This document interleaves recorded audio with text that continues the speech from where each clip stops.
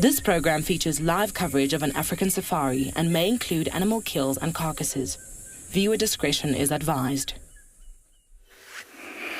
Jumbo, jumbo, jumbo, everyone. Another beautiful morning.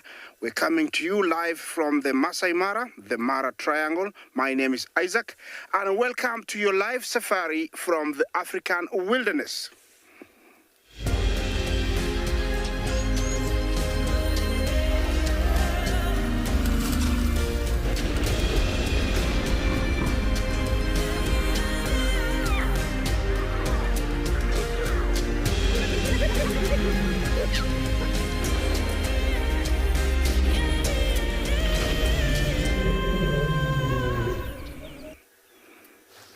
Jumbo, jumbo, everyone. Another lovely morning.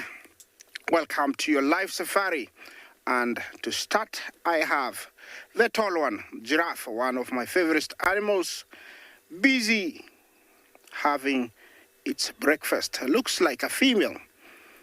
It's quite hard to tell with that beautiful light. Looks like a male. It's just wonderful. It's a beautiful morning. You can hear the birds chirping, and he's just said hello.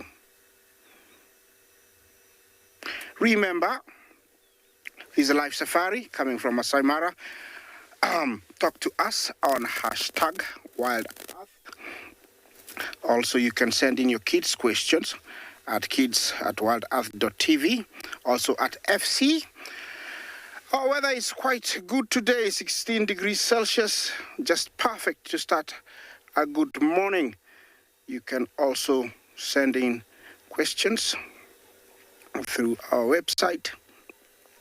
They'll be analyzed and they'll be asked in due time, and we'll answer you right here on Live Safari.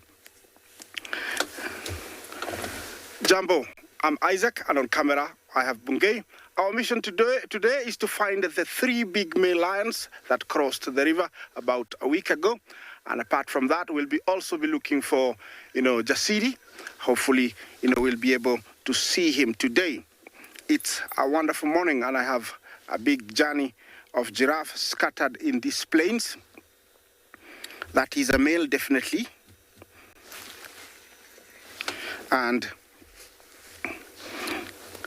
they are enjoying their morning browse in these plains. Lots of water and moisture in the leaves and grass.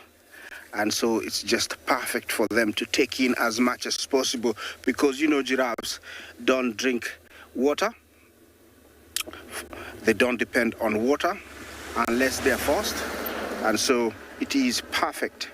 Everybody is starting to go on game drive, so everybody is heading out. There's a bit misty way down there towards the Mara River.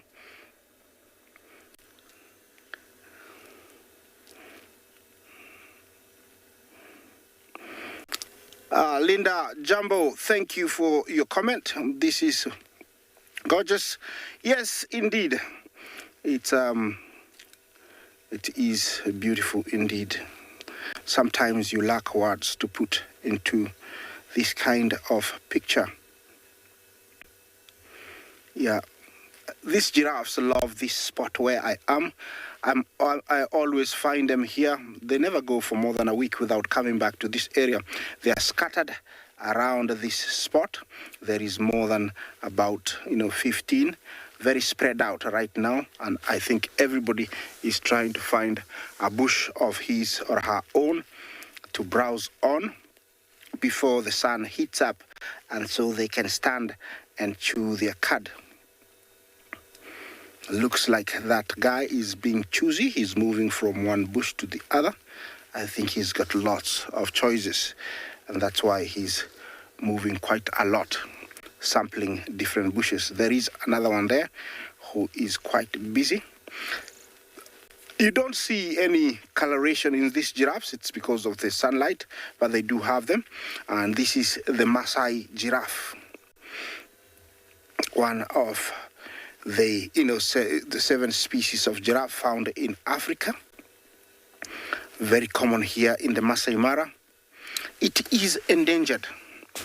Every time I see them, I always remember that we have quite a handful of them. Considered how big East Africa is, we only have about 30,000 and above of them. The main threat that has been facing them is habitat loss, human encroachment to wildlife areas. And when I say habitat loss, people collecting building materials, cutting down trees that, they eat.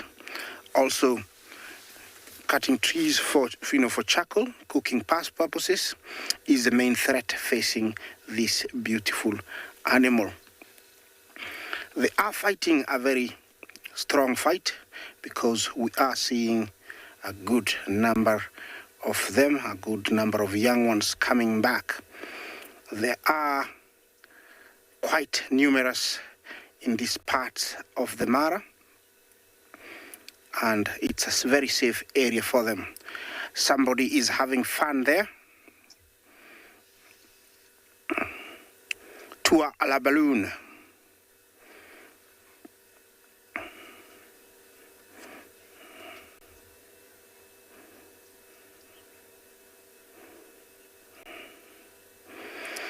Ginny, is there a big difference in temperature from morning to evening? Good question.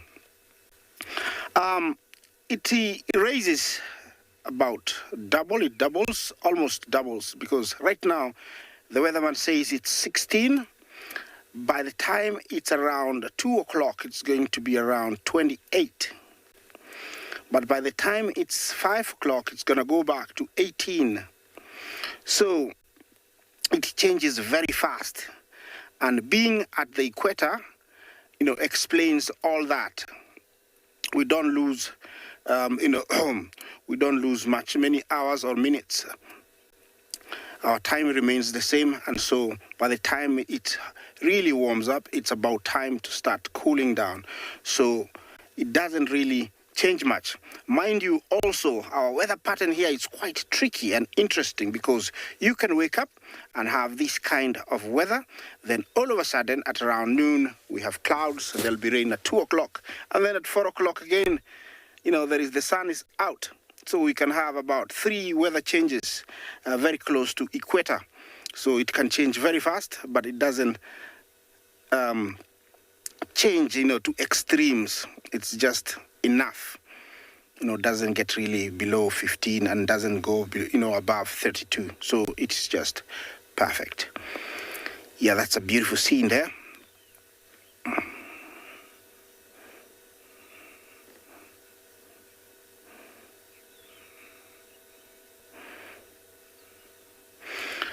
I think I'm going to start on my mission. And while I do that, let's take you to another live location for one of my colleagues to introduce him or herself.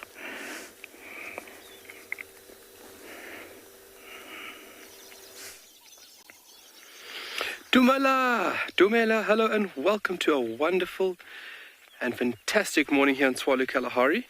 We are about to start our mission here too. Good morning, my name is Carl and behind camera is David. And we are embarking on an amazing what we can find here on this vast and wonderful landscape, which is Tswalu. The new beginnings or rebirth from Setswana, which is amazing and very diverse language found within the Northern Cape, predominantly, but is very widely spread through South Africa itself. So myself and David have decided to go a little bit further down south. We'll scratch around at a pan first, tracks we can find, see who's been in and out there, and then I think we're going to shoot a little bit further west into the dunes. We're going to go ride the wonderful and undulating landscape.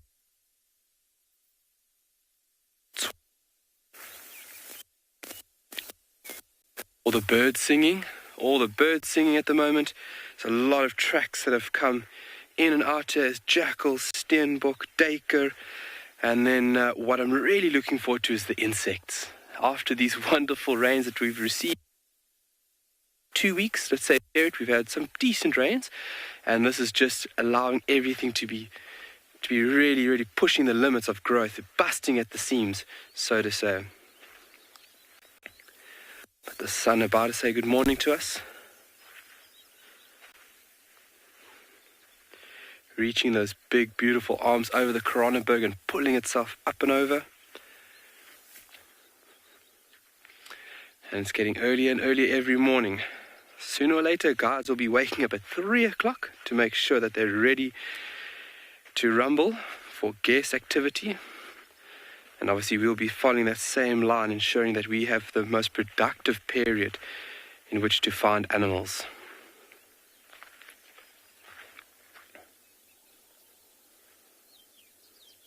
The dawn chorus is full on way, so a lot of Kalahari scrub robins. There's 1 or 2 barking geckos still from the evening that are trying to make their presence known, or that the rest of the individuals have gone to bed. And then obviously that very prominent call in South Africa, the ring-necked dove. Drink lager. Alright, we're going to send you off to an amazing location, and we'll see you guys when you get back this side.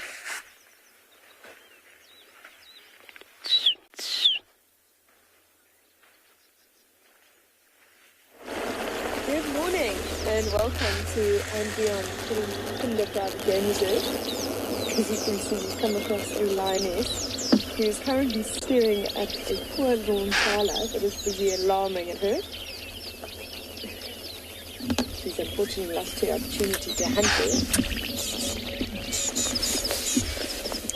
My name is Kim, and behind the camera we have Craig, and we will be with you this morning.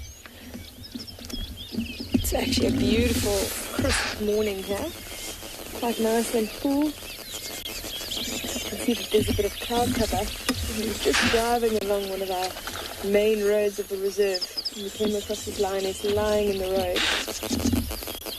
And if you have a look, as she's walking, watch just below her belly, you can see that she's got very heavily sagging skin and very prominent teeth. So this is our one lioness that was just given birth. She's busy denning somewhere.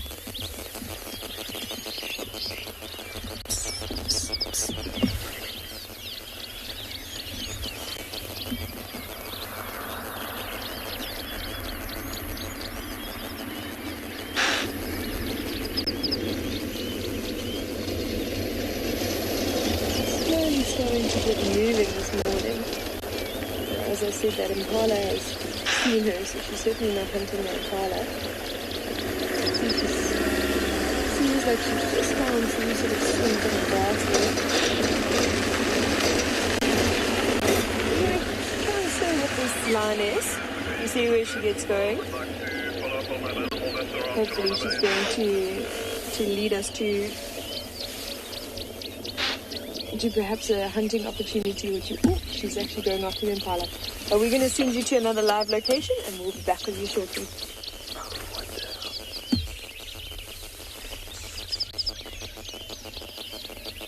Good morning, everyone, and welcome to a soggy, wet Djuma private game reserve. It's overcast, but the clouds are clearing. Blue sky is on the horizon, and we are sitting here with Miss Tswalu, the Duchess of the West. I am sitting in all the vegetation here, which is not very fun, but my name is Lauren, and I do have Theo on camera, and she's a very busy bee this morning, as Tswalu always is. I think she's hungry. She's spotted something. Her tail is twitching. Wouldn't it be great if she actually made a kill today and we were able to spend some stationary time with Tswalu? She's really not the easiest cat to follow through the block. It's summer here now. It's so thick, it's so dense. There's some of the blocks you were able to follow animals through in winter. You can no longer do that.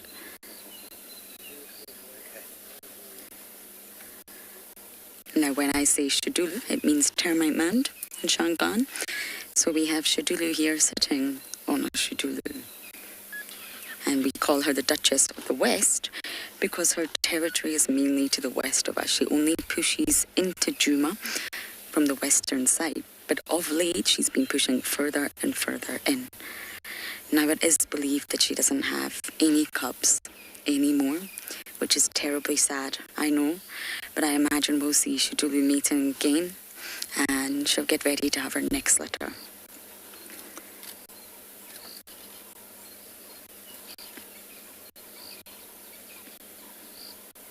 Now, Tswalu is a very large leopardess. You may not be able to see it sort of from where we are looking, but if you compare Tswalu to Tlalamba, she's large. She has large paws.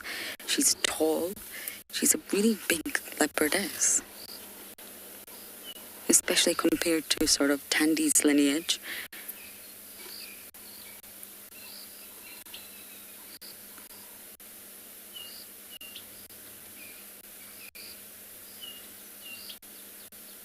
Now, just like Tandy lost a litter of two cubs that we never really properly got to meet, and she got pregnant again very quickly after that, and that's normal. So I do imagine Tswalu will mate.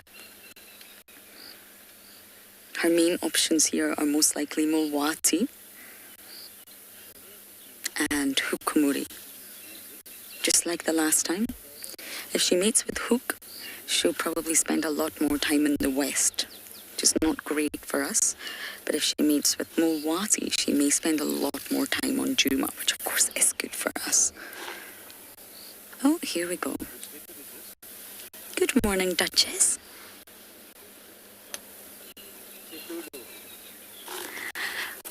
I have a tree in front of me, so we're not exactly going to be able to follow her very far.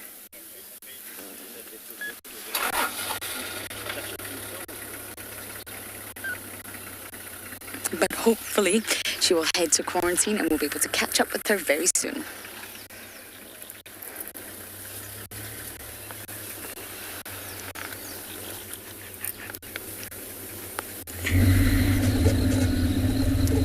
Good morning and welcome to and Beyond Ngala, where we've had some good rain this morning and now there's a little bit of a break in the clouds, so we're currently busy looking for termite mounds and hopefully some alates erupting with lots of good bird activity nearby.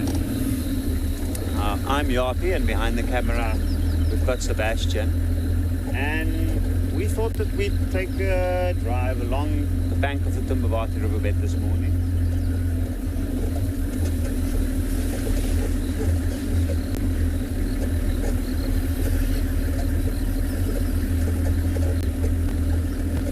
And at the moment there's a lot of insects around, so there's a lot of small birds out on the road. But I'm hoping that we might find some of the larger birds of prey trying to take advantage of that situation.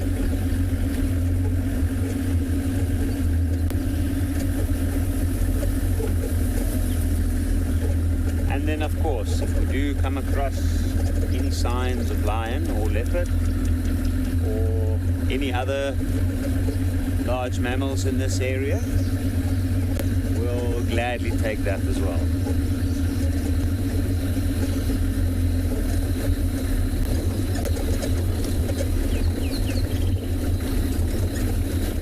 Good morning, everyone, and a warm welcome to you here in the Masai Mara of Kenya. We have the Ololus.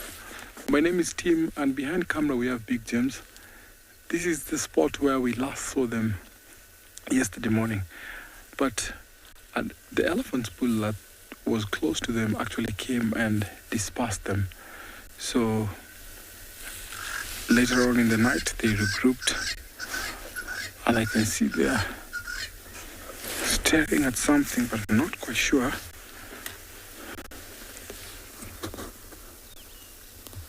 When lions are in big numbers like this, they will often hunt like once every 2 days, or sometimes on a daily basis, because there's Olashe, there's Kijana, and about 6 lionesses.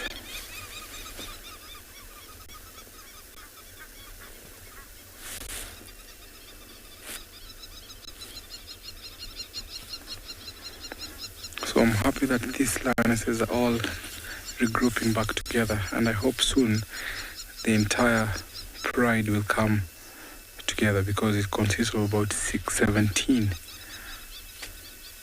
Because Olashe and Kijana have teamed up with them, so I'm sure they feel more comfortable now.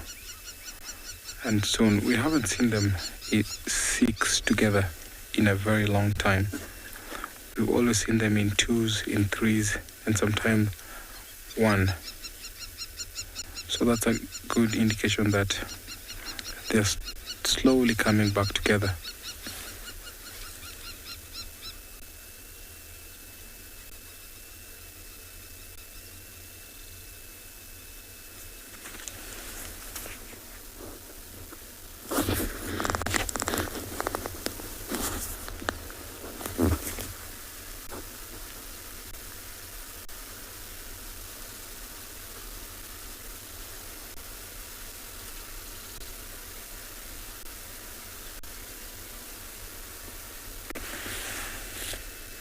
That is what we call Mama Kali, the collared one.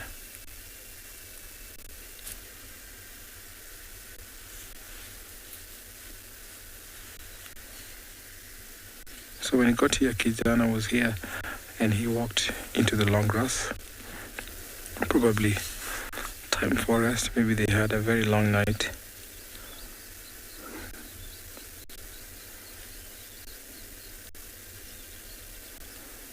So right behind that log, that's where Kijana is. And you can see there's another lioness there. So I'm going to hang around with these Ololus and see what they're up to as I take you over to another live location.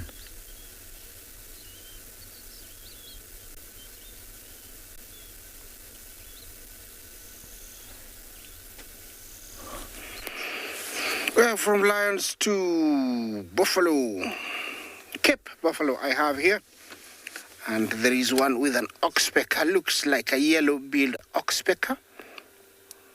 The yellow-billed oxpecker, you can easily identify it by that 2-colored beak, yellow and red. The other one is red-billed oxpecker. It's not here, but it's pure red bill. Yeah, the Cape buffalo have got a home range, and they move around their home range enjoying grass that is in abundance. This herd is quite huge, but they're quite scattered, and I'm high up. I cannot see all of them, but there are so many. At this time, most of them would be sitting down like that big bull there, enjoying the morning sun and listening to the sounds of morning. What you see here is called what we call a breeding herd, which is very big, can be quite big, and can range from 1 to even 2,000 in different places over here we see a good 1 to 800.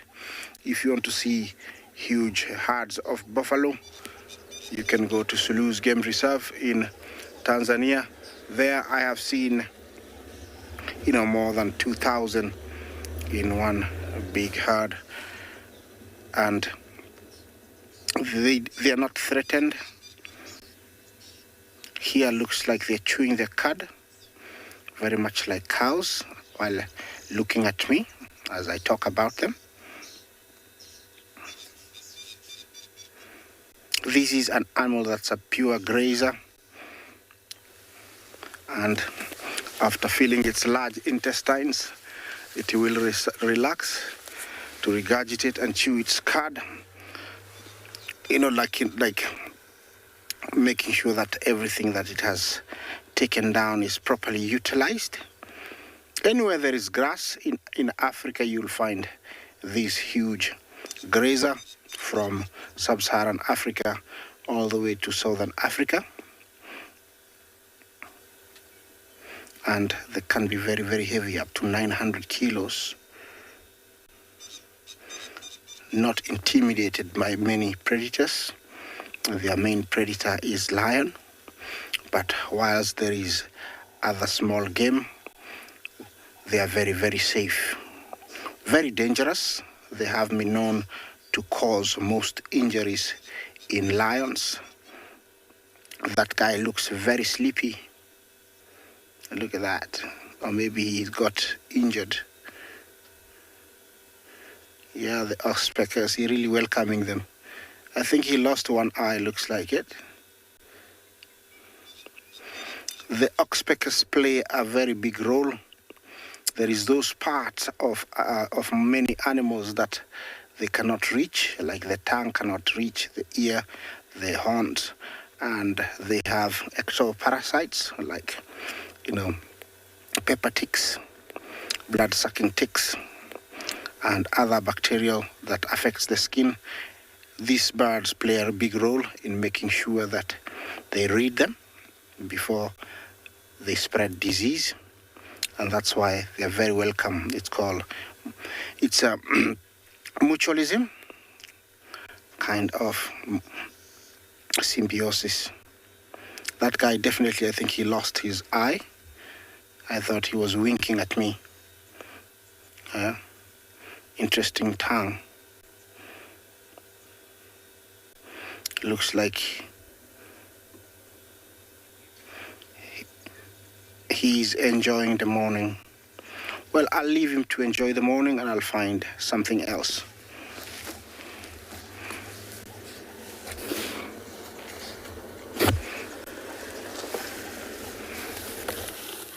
Shadulu's busy scent marking on this marula here, scraping, urine. And Sutu, who has changed so much since I last saw her. I can't believe it. Sutu's no longer fluffy. I mean, she's almost 2, or I think she is 2. But her hair has got so much shorter, and Sutu just walked past Shadulu here and did not see her. Yes, she can clearly smell a leopard. Oh, here she comes. She's coming running. She saw her. Sutu's running. I don't know why you're running, darling. You can't climb trees. Okay, let me... it's another vehicle there. Sorry, everyone. Sutu, you were a bit slow in the uptake, my dear.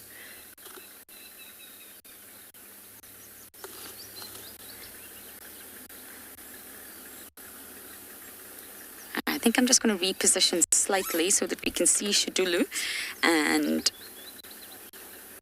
Oh, we can see her. Perfect. She hasn't got a kill. There's no food here. But as I mentioned, every time hyenas follow the scent of leopards, they know it leads to food.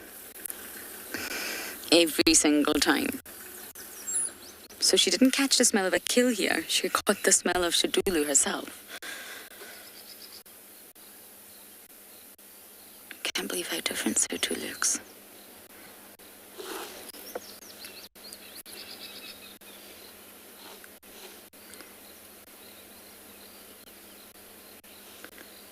It's getting older now.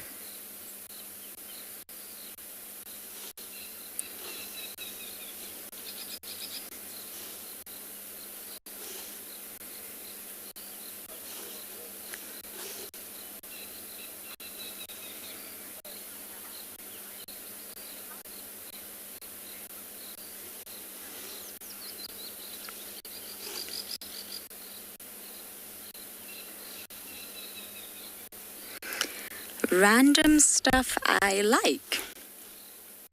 What a wonderful name. You're asking how old is Shudulu. Now, she was born around September, October, not exactly we don't know which date, but around September, October 2014. So that would make her 6. In her prime, she's dominant. Her father is confirmed by Panthera to be Anderson, who was a very well-known male, not in this area, but a little bit south, and he was a huge male. It's believed that Anderson is no longer alive, and her mother was the Ingrid Dam female. She's the mother of Kara, a leopardess that we often see in Simbambili. And Kara is very much independent now because Shudulu went on to have another litter, which we believe has not been successful. But although Kara's independent, she's not territorial yet. It takes time for a female leopardess to set up their territory. They have to find an area that's got fantastic access to both water and food, and also she needs to understand the neighbours. The most important thing is the neighbours. Who are the female leopards in the area? Who are the male? It takes time. And then once a female really becomes territorial and sets up a territory, only then is she said to sort of give birth to her first litter.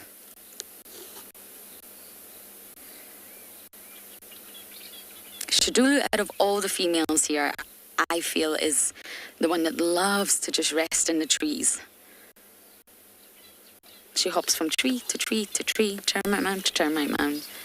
She's a busy cat.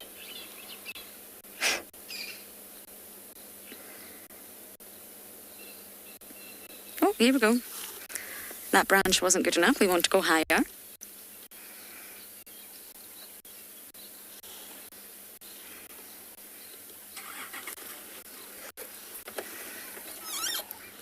Don't have to reposition. Jad Impala. Yes, impala, medium-sized antelope, especially right now because there's lambs everywhere. It's really, it's a feast for the predators. But leopards are very opportunistic, especially in comparison to your cheetahs and your lions. I'm not sure we're going to get a view so easily since there's other vehicles, but they're said to eat up to 92 different food resources, from reptiles to birds to fish, insects. Okay, let me try and go around this way. Give me a few more seconds.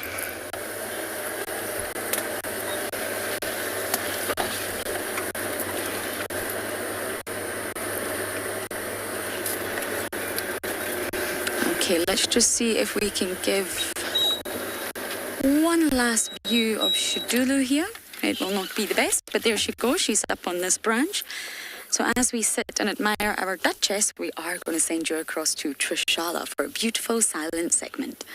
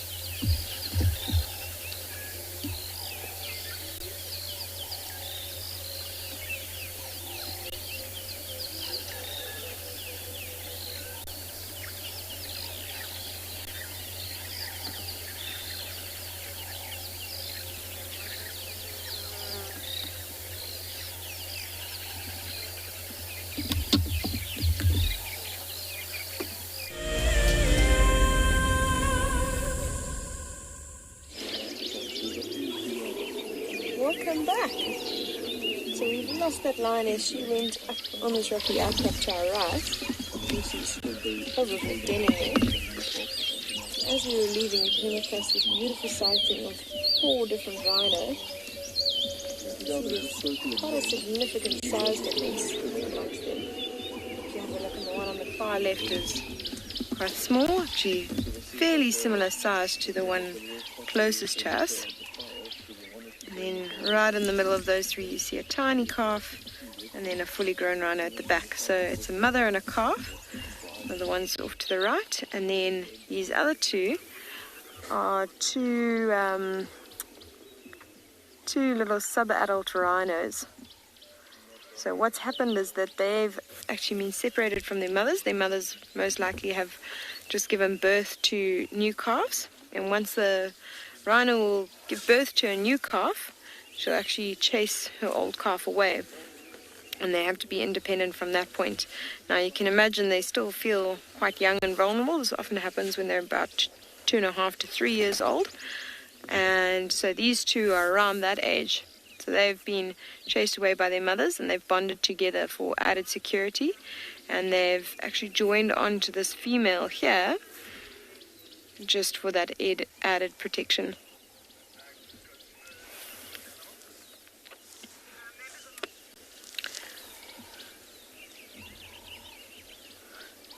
You can see that they've favored this area. Now, if you have a look, there's lovely, very short little grass that's growing through here. So this is an area that we've recently burnt. We do that to help control bush encroachment. If you have a look at the small trees around, these are trees that encroach. And what actually should happen is this area should be a big open plain. And to try and slow the growth of all these bushes through this open plain and restore it back to what it used to be, or what it was originally. We've burned this area. Now you can see that there's really nice green grass shoots growing through here. It's making really nutritious grass. And so that's what's drawn these rhino here. They've got wonderful feeding opportunities at the moment. And I'm just slowly enjoying it.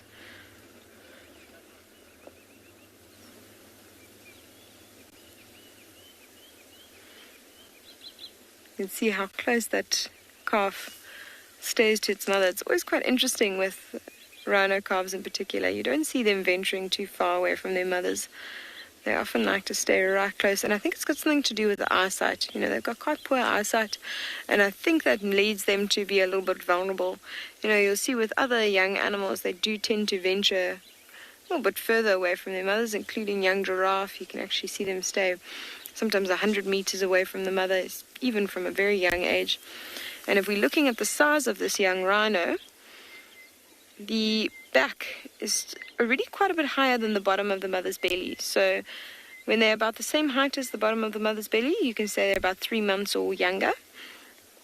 But it's quite a bit higher, and I've had a look and I can't see the second horn growing.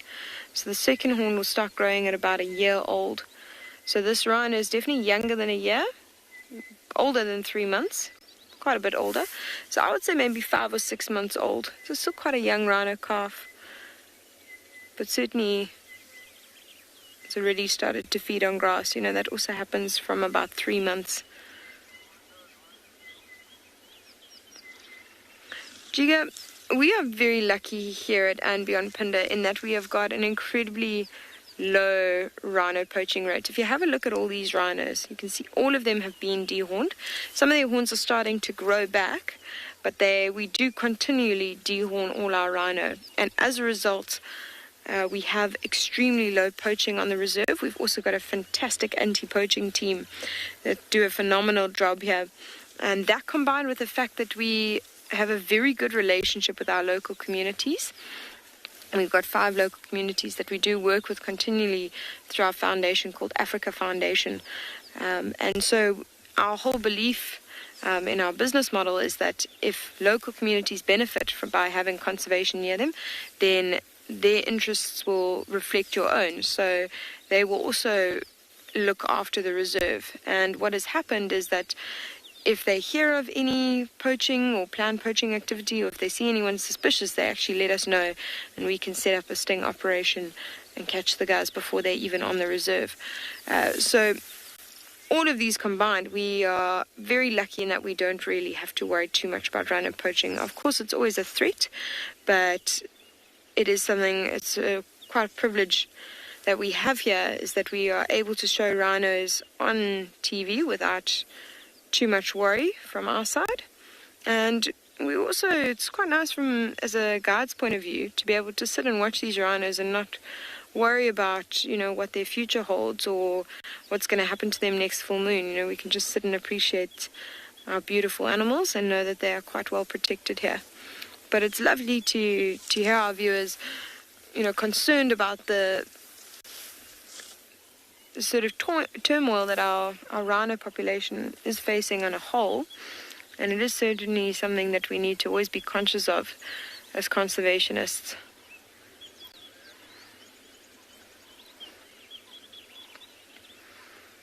But luckily for us, for right now, all we have to do is sit and appreciate it.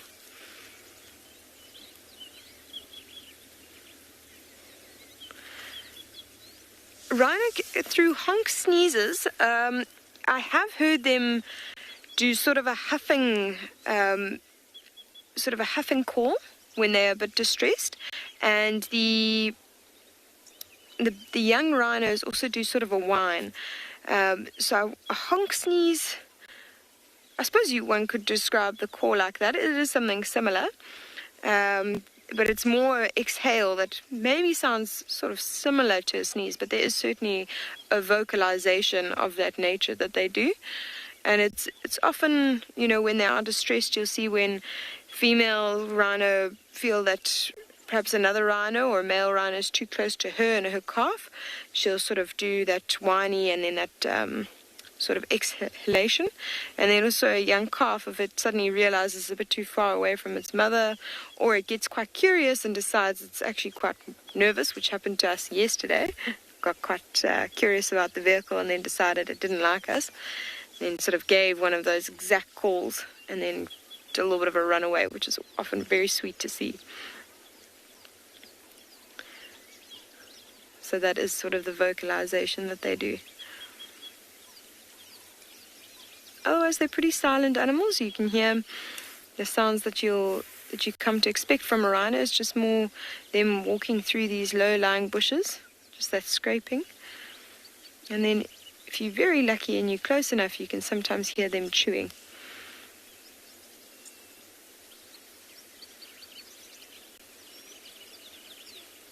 You can hear those oxpeckers that are calling just on the top of the rhinos. Often one of the things we listen out for when we're looking for rhinos, we're trying to be a little bit alert on foot. So these rhinos are now disappearing off into this thicket. And I think what we'll do is we're going to head into another section of the reserve. Let's see if we can maybe look for some cheetah or some other lion this morning.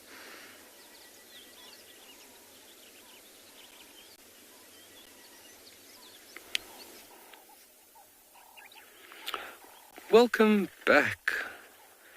And look what we bumped in. Like David said, it's wonderful when things just work out and plan out so easy for us. And it's really an amazing thing. We're very lucky, busy traveling south, and we just bumped into these two male cheetah.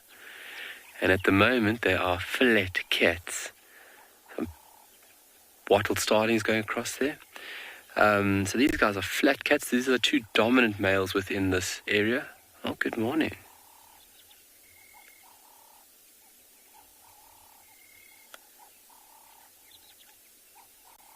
And they're just moving through this area. Obviously, male cheetah like this are territorial, and these two males are the dominant individuals within this area. So being in a band of brothers like this, you're a very dominating force. So obviously to ensure that you can hold onto a territory, and that gives you access to females and as well as food. But right now, relaxing is the main order of business here for these two boys. Oh yeah.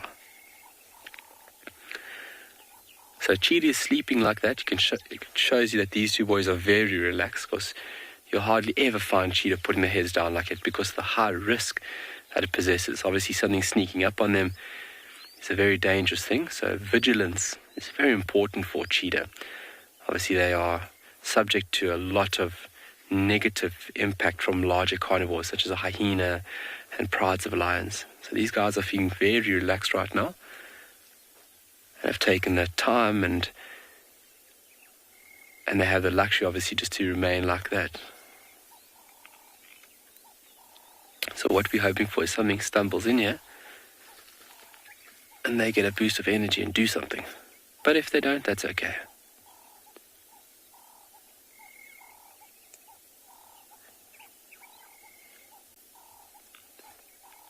Botswana, Botswana.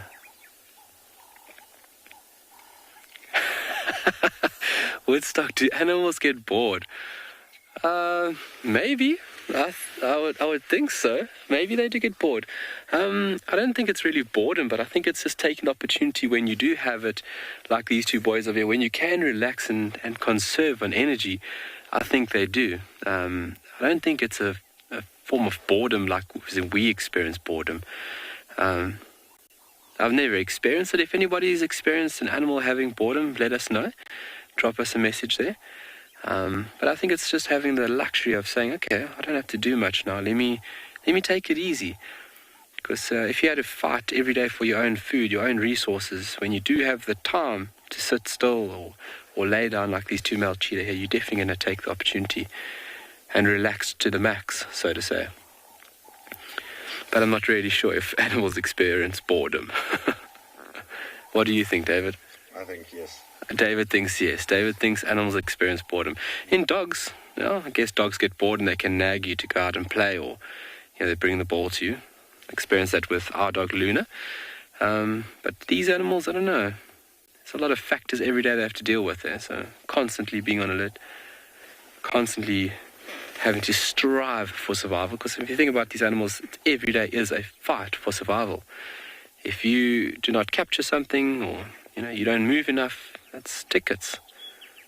So really, each day that an animal like this, it lives past that day, it's a huge achievement by my standards. I think it's remarkable how resilient and how driven animals are. And that's obviously hunger and reproduction that drive those factors. The sun is just starting to warm up now, and it's just making a beautiful scene for us to enjoy these two males. We're going to send you off. We'll see you later.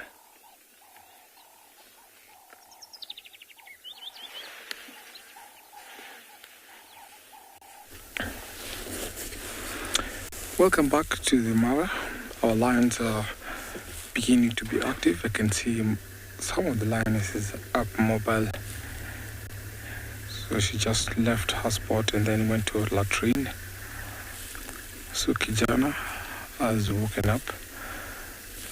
And there's another one just being mobile.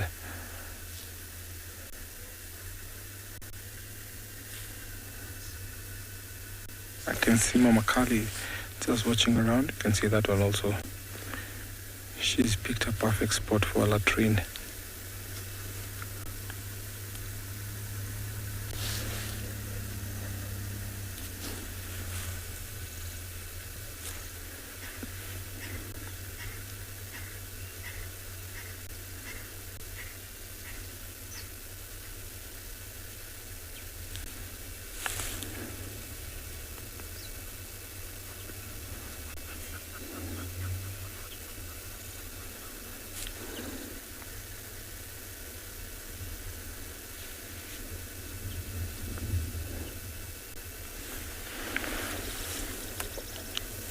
She's on the move, but the sister's playing a stalking game now. Allo grooming that enhances the bond between members of a family or in a pride.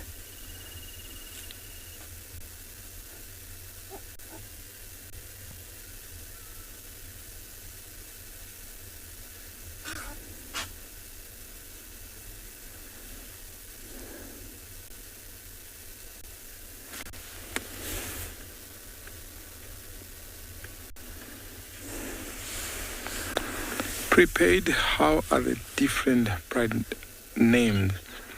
So basically the names vary because of the area that they're always in. So for example, overlooking all my right, that's the Ololo escarpment. So this pride always hangs around this area. So it was named Ololo after the area that they're in. So the Owino, they live, or they always roam around where we call Owino. So that's the reason why they're called the Owino. The Bila Shaka, there's a place called Bila Shaka. So basically, it's where these lions are always found. So they're named after the particular area. And then naming individuals, so guides and also visitors who come here pick up a name, and then everyone just calls that particular species, be it a lion, be it a leopard, they end up calling it that name. Sometimes we give suggestions, and then the majority always wins, so we end up using that same name that has the majority vote.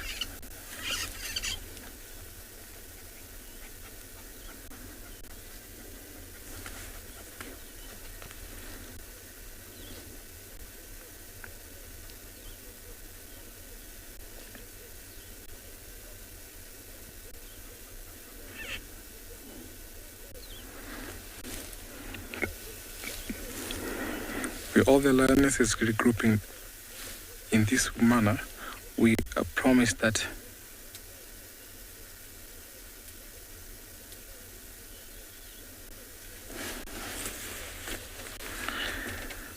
unpristine is the Asian lion different from the African lion. I'm sure there's just a little bit of difference, maybe in size and location. So basically, we just have to see just slightly smaller, because we find that the Asian lion is a little bit smaller. The African lions are a little bit bigger, especially the males. And the mane of the African lion is always big and dark as compared to the Asian lion. So basically I would say that size and the color of the mane mostly on these two species.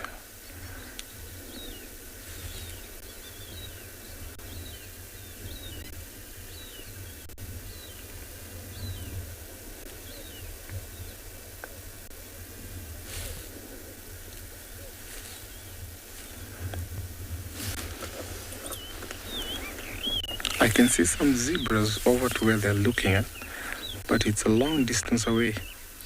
Not quite sure if they want to head that direction. They're still enjoying the morning sun. It was very cold this morning. It rained last night. So to find a good spot where they can sun is actually good for them.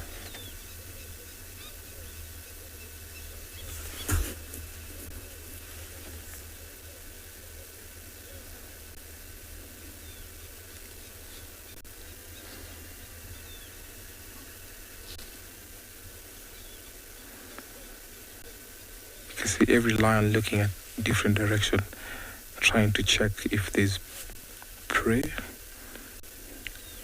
So it's going to be interesting when they all become mobile. And also an advantage that they have is when they out like this in a big number, then there's success in hunting. So let's see what they're up to. If they're going back to sleep, pick a good spot where they can rest, or maybe they're going to be mobile by what I can just see. Taking you over to another live location.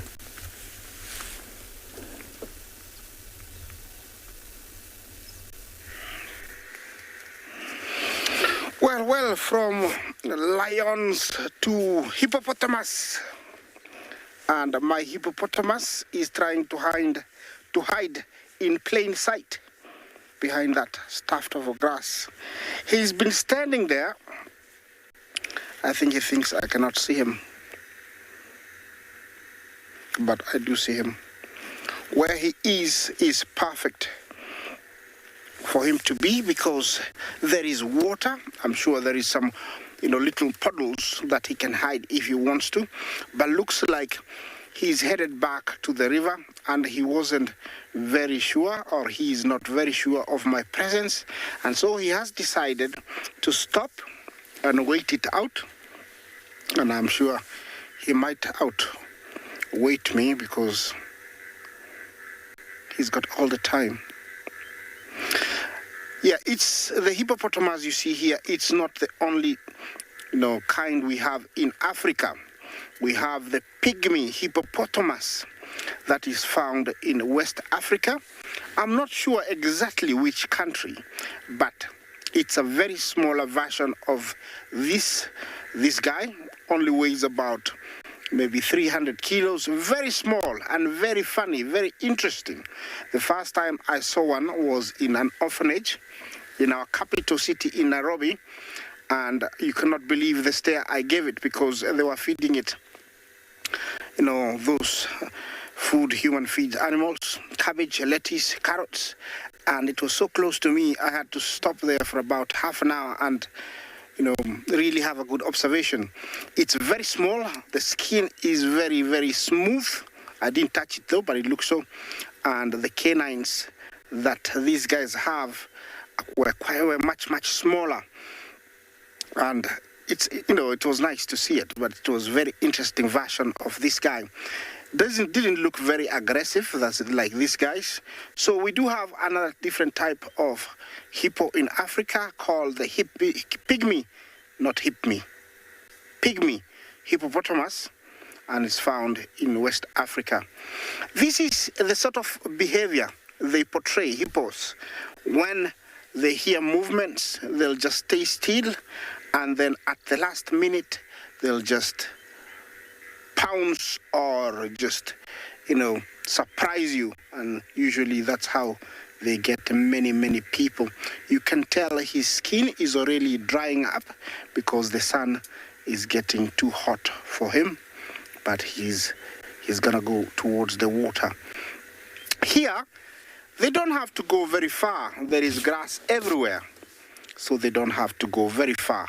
But in drier areas, hippos have been known to wander long distances out of water in search of grass. They are not fussy on grass. They eat any kind. Definitely that is a male, and males are very territorial. Outside, they don't hold territories, but they do actually mark to assert their presence or to actually advertise their presence by defecating in bushes here and there. And while defecating, they normally urinate at the same time. Using their fan-tailed tail, they spread the mixture quite intensely around that area, and so that always tells either pod members or other males of their presence. And males only do that. Females sometimes do it anywhere, in water, outside, out where, anywhere in the open they do it. But coming out of water, they have this trail, a traditional trail that they follow, and they're very loyal to that trail. They're always following it, and so within a very short time they wear it out. It looks like a train has been walking because they don't move like other antelopes, like they step on different sides. Hippos move side to side, so they're always making a track, looks like a train. And once they reach a certain area, then they move out of the track and start grazing. But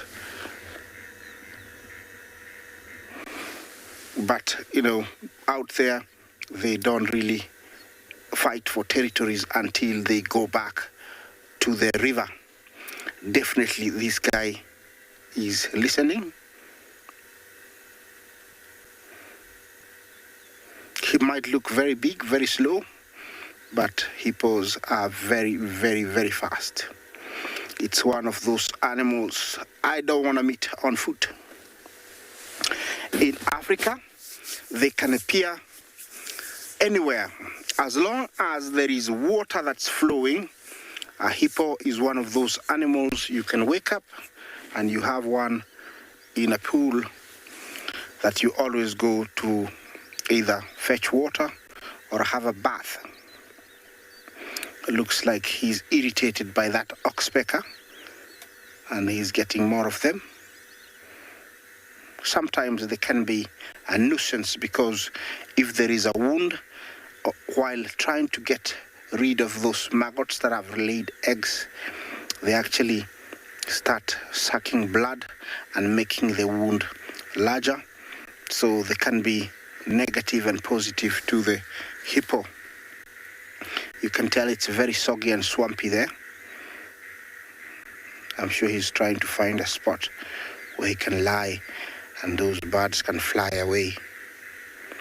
The oxpecker is a bird related to the Bushmen and also a tribe called the Ndorobo. We find them here in East Africa. They are the kind of hunter-gatherers. You know, an oxpecker can lead them to a beehive, and also it can lead you to dangerous game like buffalo. So it is an bird also they associate with that. And they live or they nest in hollow trees. See how quickly he's trying to be Houdini. He's trying to disappear on us. This is what makes these guys very dangerous. You know, while lying like, right there, if you didn't know what to look for, you just walk. Maybe you want some sedge grass out in the village. You think it's a rock. And when you get close, a surprise, yeah, not very, very good. I think he's gonna try and make himself comfortable there.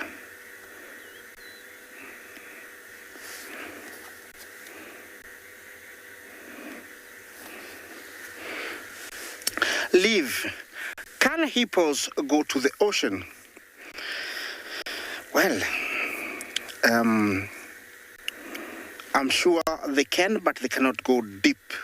They'll stay in the shallows. It's something I need to find out. My answer would be they can, because it's still water. But I think they'll be led there by a tributary to the ocean. And so either they'll be on the tributary to the ocean, close to the ocean, just touching the ocean. But being in the ocean would also be quite tricky for those, big males that have got wounds, because the water is salty. So I don't think they'll be really comfortable staying in that water. But it's such a good question. I would say yes, very close to the tributary of the ocean. Because he has hidden, I have no otherwise but to move on and try and find my male lions. They were seen, about 3 days ago by Tim along this stretch. I'm hoping they'll still be out. And so you can see them. It's one of those animals that you'd want to find it out in the open like this, and so that you can see their nice big manes and properly see their facial features so that we can identify who they are. Remember, the new coalition has got 5 males, but we've been seeing 3 only. Yes.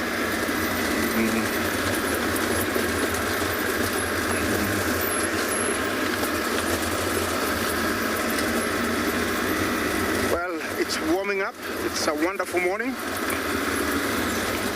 This is the area we call Maji and Ndege, and Maji means water and Ndege means bird. So you combine it, it's called Maji and Ndege. And if you're a good twitcher or ornithologist, this is a very good area to come and look for water birds, because there is many swamps. We We're gonna take you to another live location as I head my way to find these lions.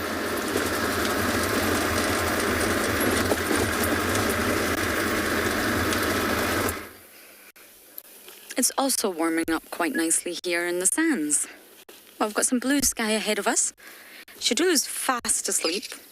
And Sutu, for some reason, is persistent and adamant to stay here at the bottom of this marula. There is no kill. There's no food. I'm not entirely sure why she's staying here. But Sutu, I just checked, and she's almost exactly 2. She was born in December 2018. Her mother is June, the one with the floppy ear in the Juma clan. So she's reaching sort of adulthood, but for a female it's normally around 3 before they are sort of sexually mature. Now there's so many leopards here on the property and surrounding properties, I don't actually know what to do. I don't know whether to bumble around them all, whether to spend more time with Shadulu. I'm torn. The Game Drive radio is going crazy, as is the Franklin behind us.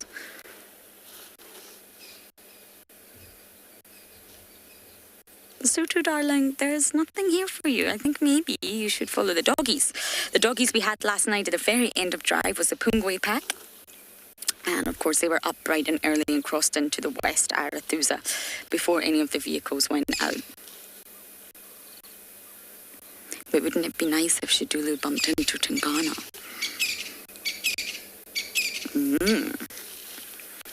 However, I believe he's fast asleep at the dam.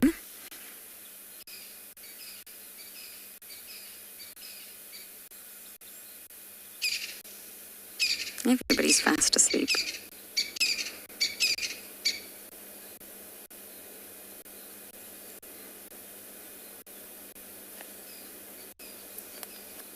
Now, Tangana being nomadic, he could absolutely mate with Shadulu if she was receptive and in estrus.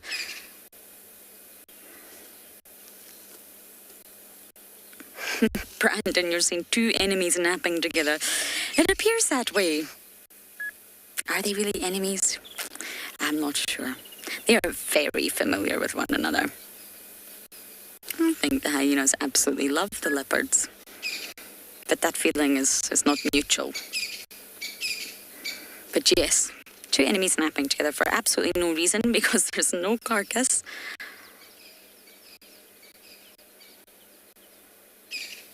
Now, there's a leopard over in Torchwood, there's a leopard on Chitwa. So I think maybe I'll take a bumble, go say hi to other leopards, and then maybe we can come back and hopefully Shadulu will still be here on this gorgeous marula tree. See, because the marula's got leaves and it's so thick now, you could easily miss a leopard who's napping up in that tree.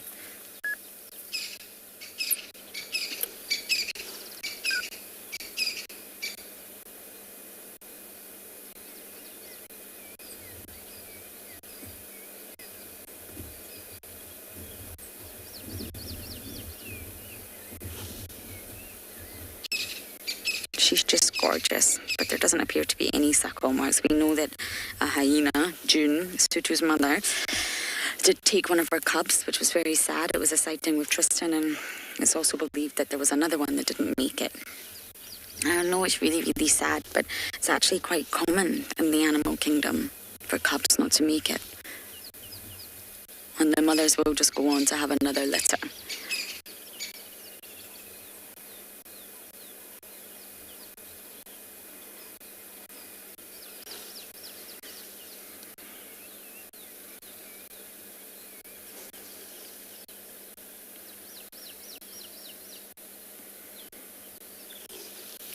The birds are especially noisy because the weather is clearing up. The rain has stopped. We got drizzled on. And normally once the birds start to wake up and the rain has stopped, that's some advertising their territories. I'm still here.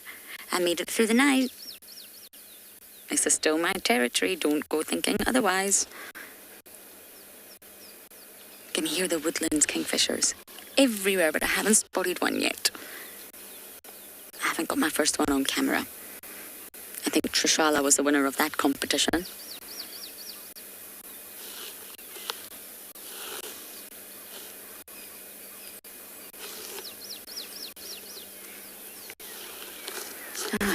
It's starting to drizzle again. I can feel the rain coming down. I really don't understand what's happening with this weather. Shadulu's probably loving it. I imagine rain or the water, the droplets, will feel good on her skin to a certain extent. Especially if she's got parasites or maybe some wounds or some itchy, scratchy bits. I think they will relish rain. Maybe not rain all night, because then they'll just be wet and soggy, but otherwise, I do think when the rains come, they relish it. The cooler temperatures.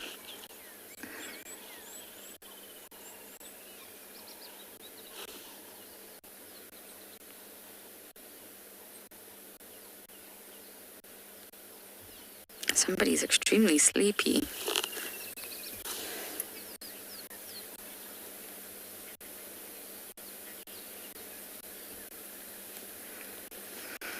Ashley, cats don't become melanistic. Melanistic is when you normally have an entirely black animal, and as the name suggests, it's due to melanin. So it's a sort of too much of the pigment melanin. They don't become it, they would be born that way. And for leopards, believe it or not, the black panther actually refers to a melanistic jaguar in Latin America. But if you use the word black panther in Asia and Africa, it actually refers to the black leopard. If you use it in North America, it can refer to the black jaguars or pumas. So there's no such thing as a black panther. It refers to different species that are melanistic. And the opposite of melanistic is actually leucistic. And it's a genetic mutation. So you don't become melanistic, you are born that way. And I'm sure melanism is actually a Greek word, or it's been derived from a Greek word, and it just means black pigment. So that's where the word melanistic comes from.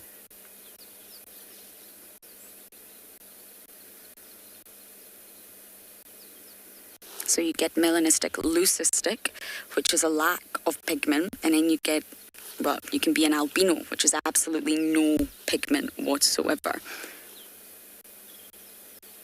So it's a genetic mutation, and those genes have to be passed on in order for an animal to be melanistic.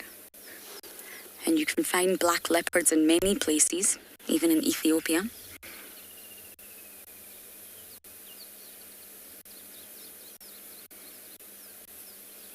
But if you look really closely to a melanistic leopard, from a distance it appears all black, but actually if you zoom in, you will still see the outline of the rosette patterns.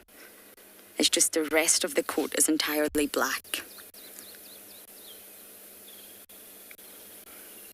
But the term black panther is almost like an umbrella term, if you like, and it refers to any big cat in the Panthera genus that's got melanism. So that's your leopards, your snow leopards, your lions, your jaguars, and your tigers.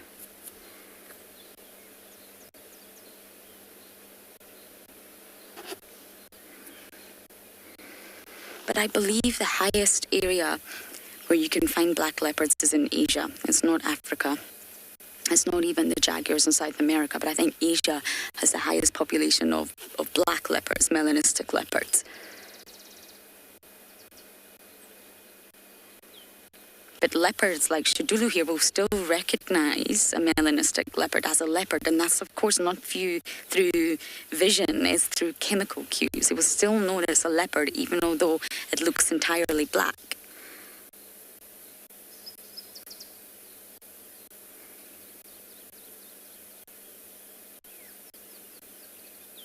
Birds can also have melanism, where a bird that's not normally entirely black will have completely black plumage, and it's just far too much melanin pigment.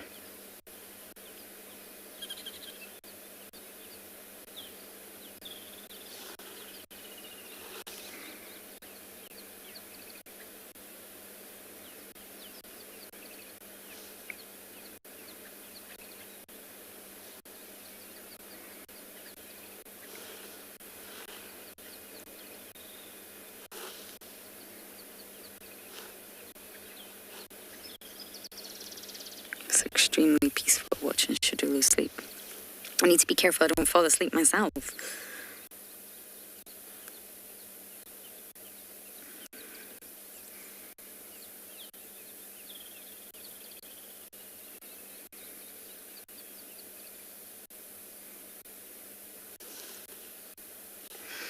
I think we're going to let Shidulu snooze and we're going to bumble on and say good morning to another leopard.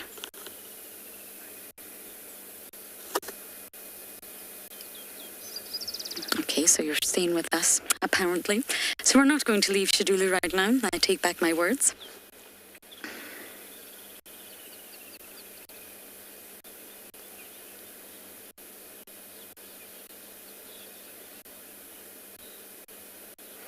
Now, there's lots of studies that actually go into melanism because, of course, white reflects and black absorbs.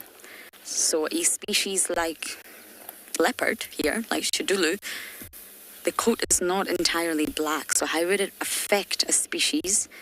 Of course, will depend on the environment if they are entirely black. Will it affect their thermoregulation? Will it affect their camouflage? Even although we can see Shidulu very clearly eyeballing Sutu, she's really camouflaged when she sort of weaves in and out through the thicket. And then when you have leucistic animals, they have to be very, very careful with the sun. There's no protection. Melanin gives the protection.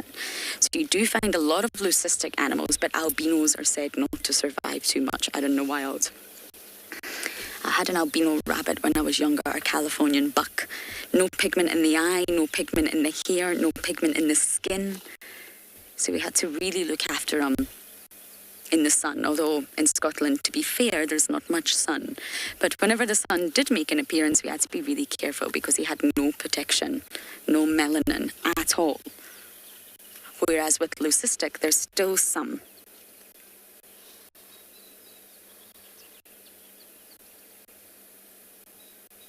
So it's partial loss of pigmentation, if you like, not full loss.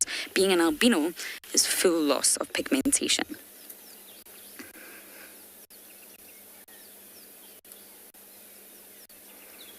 We've actually got a leucistic little elephant calf that we see from time to time.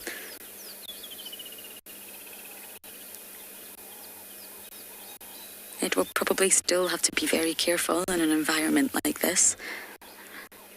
Again, for thermoregulation reasons and protection from the sun.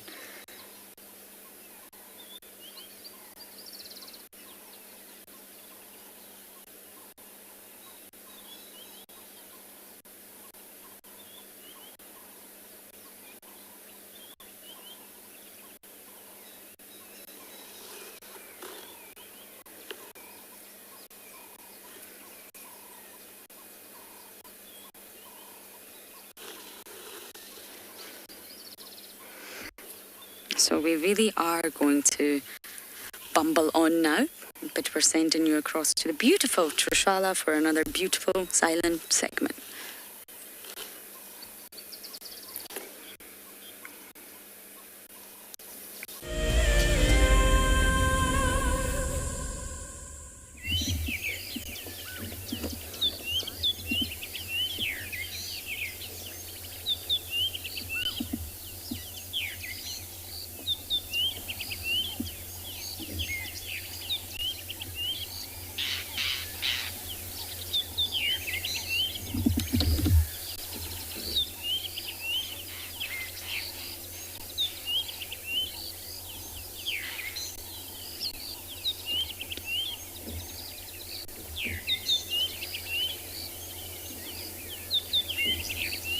While they're leaving Shidulu on the open lot.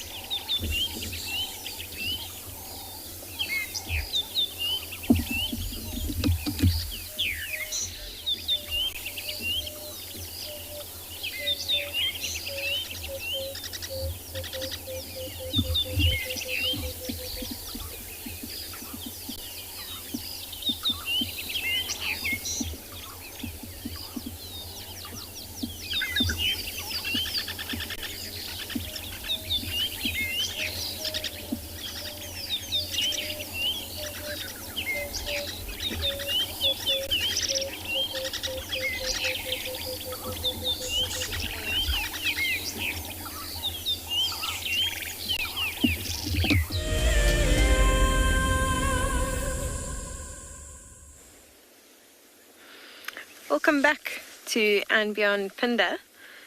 So as you can see, we have had even more luck for the morning from looking at lions and then finding those rhino. And now we've got 3 beautiful elephant bulls in this beautiful setting.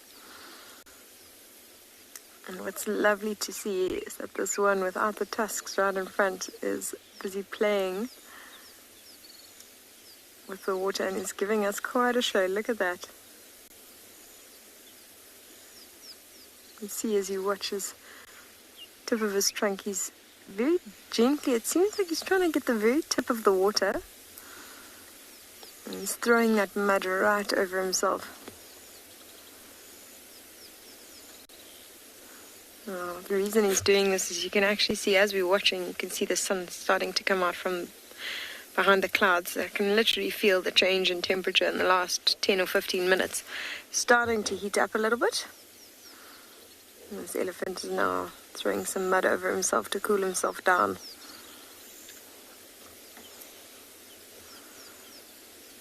And I think those other 2 bulls might join him just now.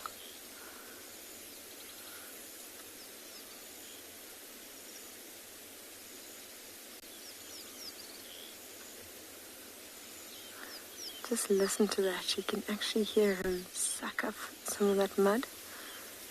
You can hear that flapping of his ears.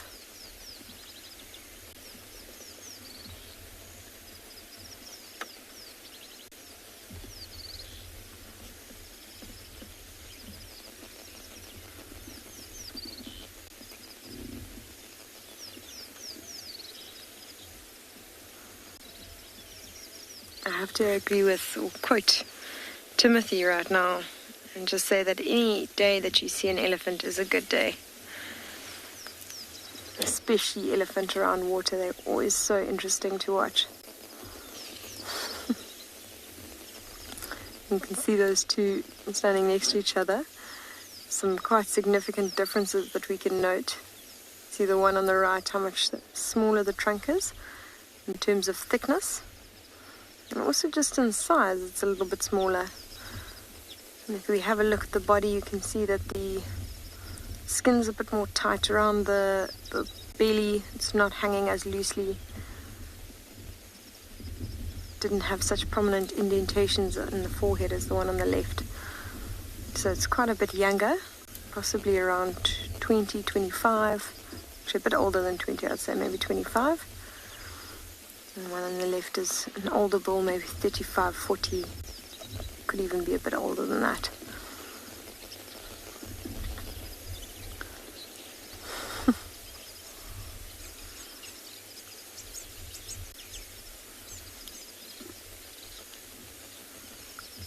Critter freak. I really enjoyed your comment there. I agree. I enjoy that elephant bull because he does have such character. Now, I think he must have lost those tusks because there is such a gene, that's a recessive gene that's passed down through elephants, where they're born tuskless. And it's actually was more prominent in Mozambique after, the huge trade in ivory, because obviously that gene was favored. Those elephants survived more than the elephants with the tusks because they just weren't hunted, because why would they be hunting without tusks? But it does seem very prevalent in females, and there's a few cases of males having it, but it seems like it's actually more in the females. So I think he's lost those tusks in a fight. Look at them drinking now. Always love watching it. You see how they sort of suction up that water. Now look what it's doing with its trunk. Actually see they're trying to get as little mud into that water as possible. They're trying to take the very top of the water and sort of stir, like use a bit of motion in the water to sort of let the mud float off to the left, almost trying to get a gap, mud-free water.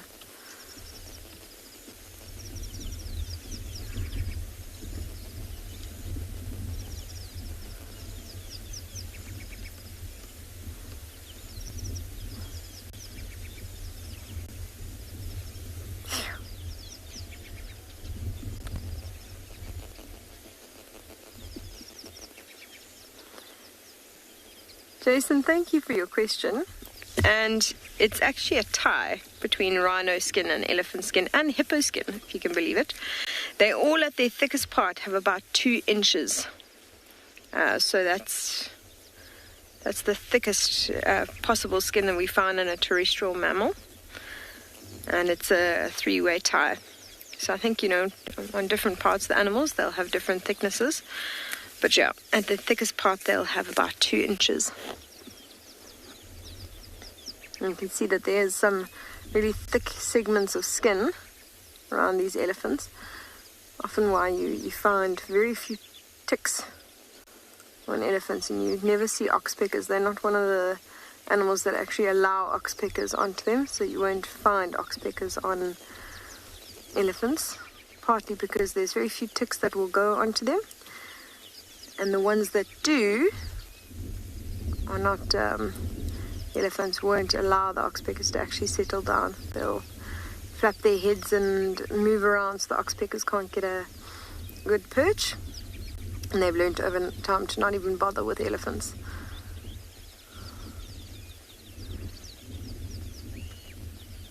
I just love how both of these elephants have got quite a lot of mud all up the front of their trunks there. They seem to have left the rest of their bodies alone for now.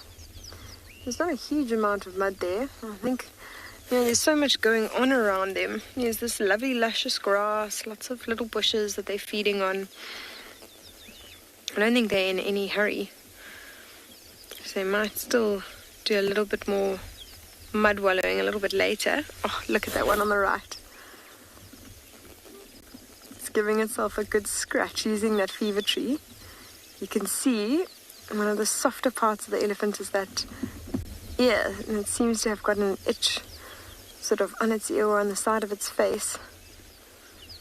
I was rubbing up against that tree, just giving itself a good scratch.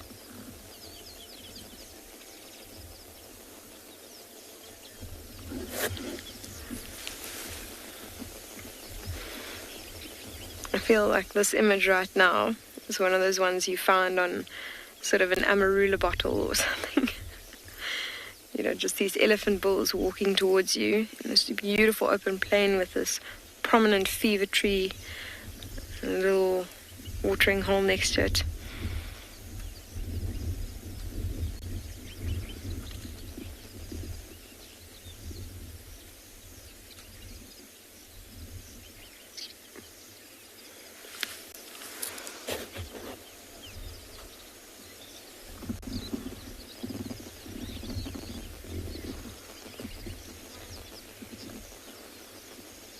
Dr. Pastrami, no, once an elephant's tusk is fully grown, it's sort of like our human teeth. If they've lost the actual tusk itself, then it won't grow back. So while they're continually growing, they grow out of its bits chipped off, whatever's remaining that still had to grow will carry on growing. But if they've lost the root, or if it's finished, if it's completely grown and they've broken it off, then that's it for them, unfortunately. So they only get one set. And they've got to be very cautious. And as you can see, with this mixed group, there's certainly some wear and tear that happens to these tusks. I mean, we can see the one on the left has no tusks at all. And the one on the right that's just walked up to the watering hole has lost his left tusk.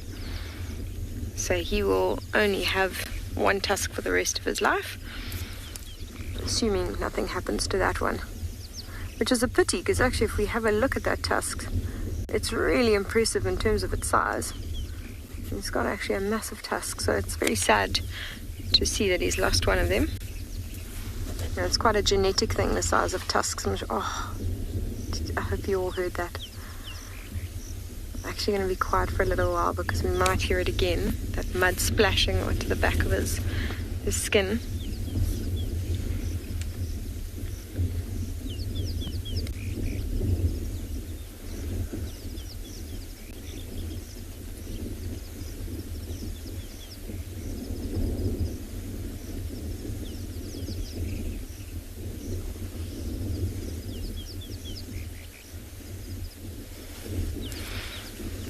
how often he actually touches that part where he's missing his tusk.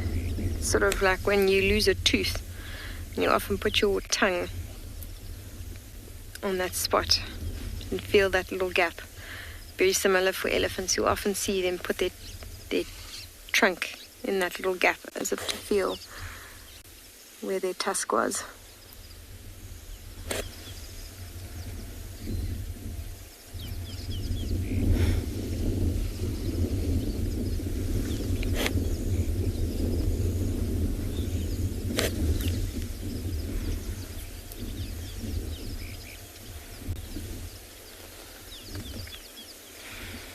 Algebra girl, I've never heard of a female elephant being rejected. You know, the one most amazing thing about elephants is that oh, look at that.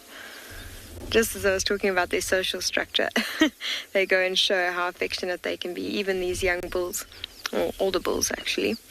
But no, in the social structure of elephants, you know, the females bond for life. Once you are born into a herd, you will stay with your sisters and aunties and mothers for your entire life. I've never ever heard of a female being rejected. In fact, it's quite the opposite. You know, if one of them becomes very ill or sick or can't continue to follow the herd, especially when they have to migrate over large distances, you'll actually see that the herd will slow down and wait for that individual, especially the mother of that calf or whichever one's most closely related, will try their very hardest to make sure that all of the family members stay with the herd. So they've got an incredible social bond, and it's quite amazing to see. And especially if you read all these books about, you know, people who've researched elephants and the bonds they've come to know and what they've witnessed, there's some quite unbelievable stories. It's one of the reasons I personally love elephants so much, is I do think they have their own sort of elephant emotions. You know, we can't say they're the same as human emotions, but it's ones I like to think we can relate to on some sort of level.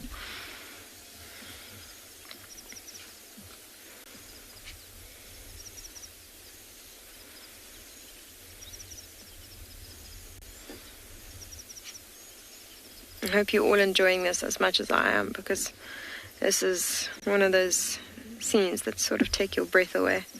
I just love spending every minute I can with elephants. And especially, you know, 3 bulls like this, they're so peaceful. Just happy to feed. So close to us. It's quite amazing.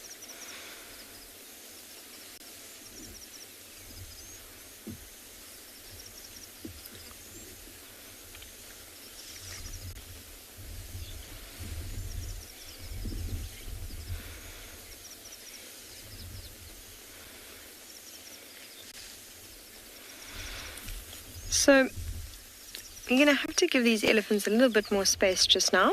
And I have heard something come over the radio that they found something not too far from here. So I want to go and see what that is. And we're going to send you to another live location with a wonderful, peaceful segment with Tswalu, sort of carrying on from the serene setting that we've got right here.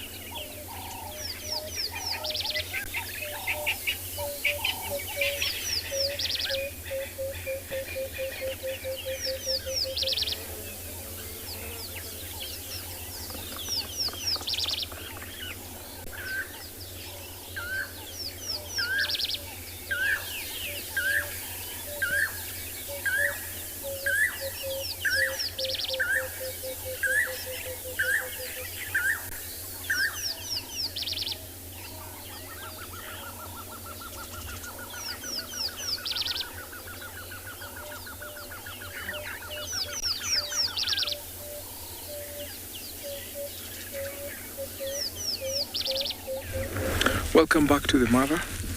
We have a lone elephant bull. He's resting, and sometimes elephants can sleep standing, although we've seen sometimes them lying down to sleep.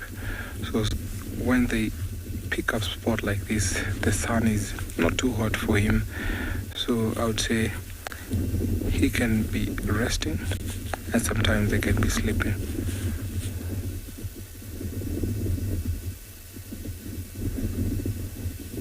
He's fanning, not that much. You can see he's opened his ears, so the wind is blowing actually from the back, where it's easier for him not to be flapping his ears, just to cool off his blood vessels. The cool air that is trapped between the body and the ears makes it easier for him to cool down. So in that way, he doesn't use lots of energy fanning.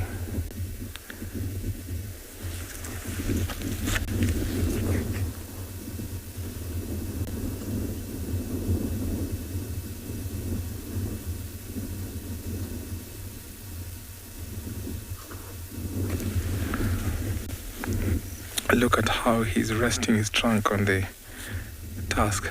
Very, very nice. So this is the behavior that most bulls always do. Very nice as he's walking towards us. Very interesting.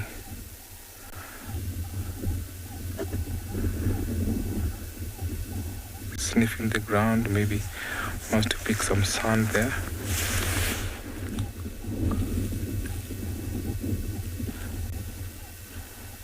So when they want to dust themselves, sometimes you can see the posture of his front foot.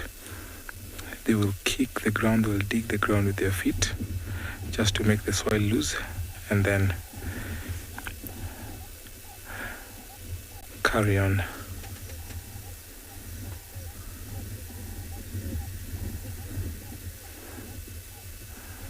It's time to feed. Look at how he's dusting it off on the tusk.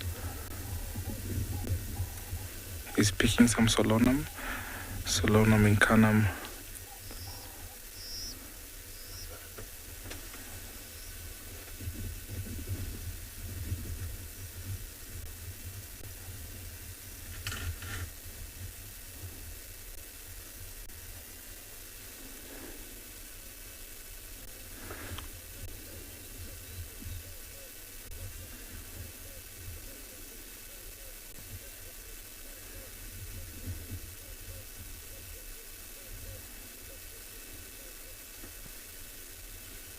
Not so many animals eat solanum, so elephants actually prefer solanum, and sometimes elephants can be considered destructive because the small trees that grow on the ground, before they germinate fully, elephants eat them.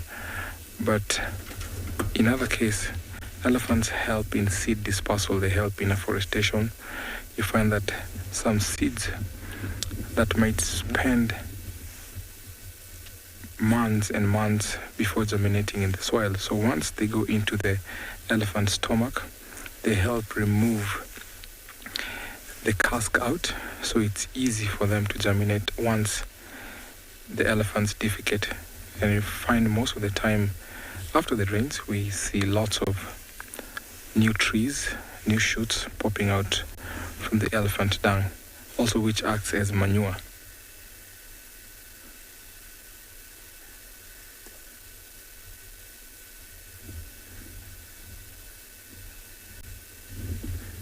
He has amazing tusks.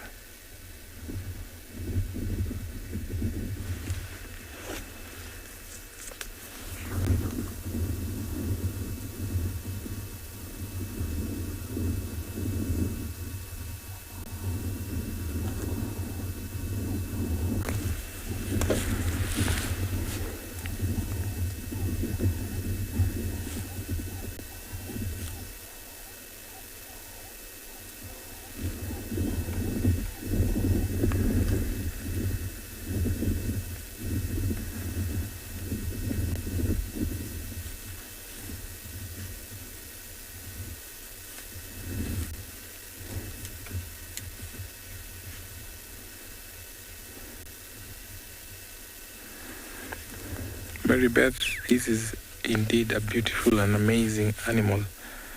Look at how close he is and how selective he's feeding. He's now picked the termite mound because no animals actually get that high, especially the grazes. So it's easy for him just to select whatever he wants.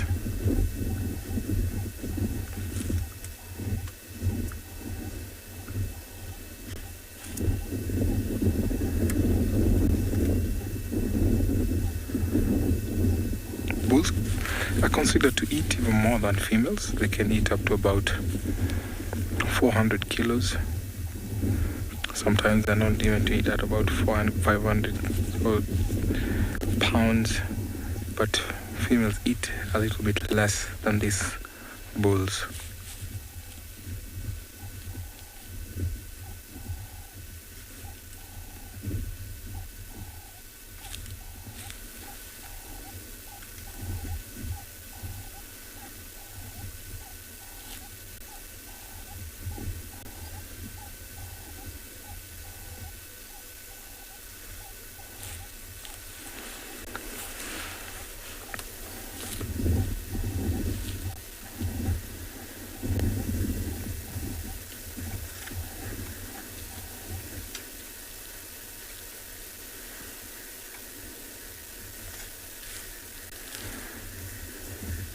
So when you want to differentiate between the bulls and the cows, on the lip and where the trunk falls in between the two tusks, on the bulls is more wider than those of the cows.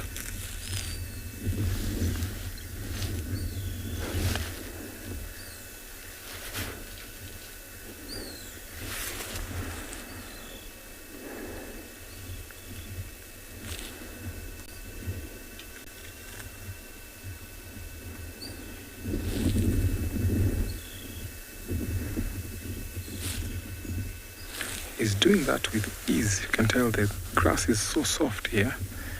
So you can see the color of this termite mound grass and the one that is just to the right of the elephant. On the termite mound is rich of nutrients because termites also help in fertilizing these soils. So you find that most of the time on the termite mounds we also have fungi that will be growing on the termite mounds, which sometimes we see as mushrooms.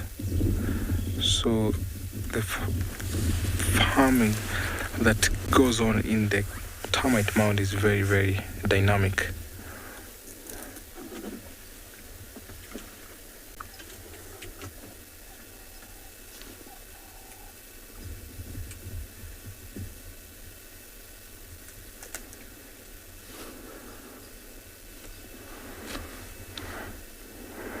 Tri-states. How close is the elephant? Close to me, it's about 4.5 meters.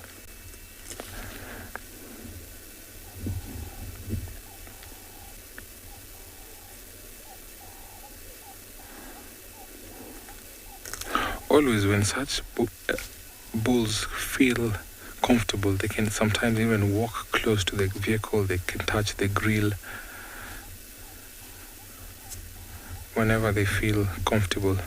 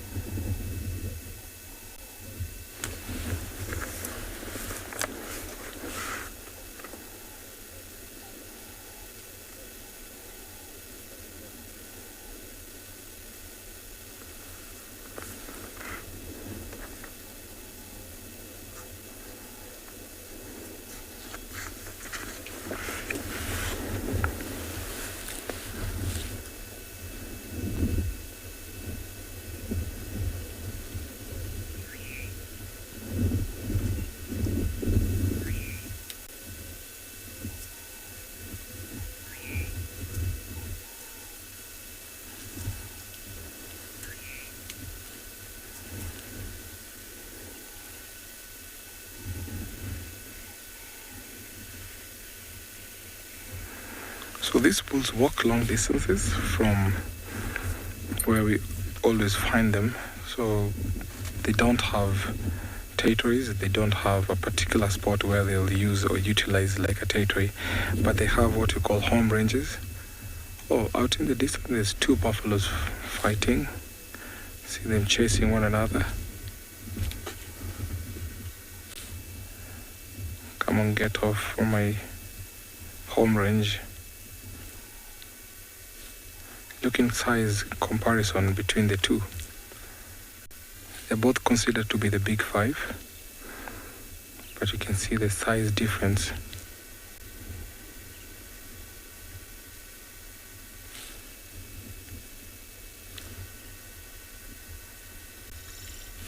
Looks like a bit of a standoff between the two bulls.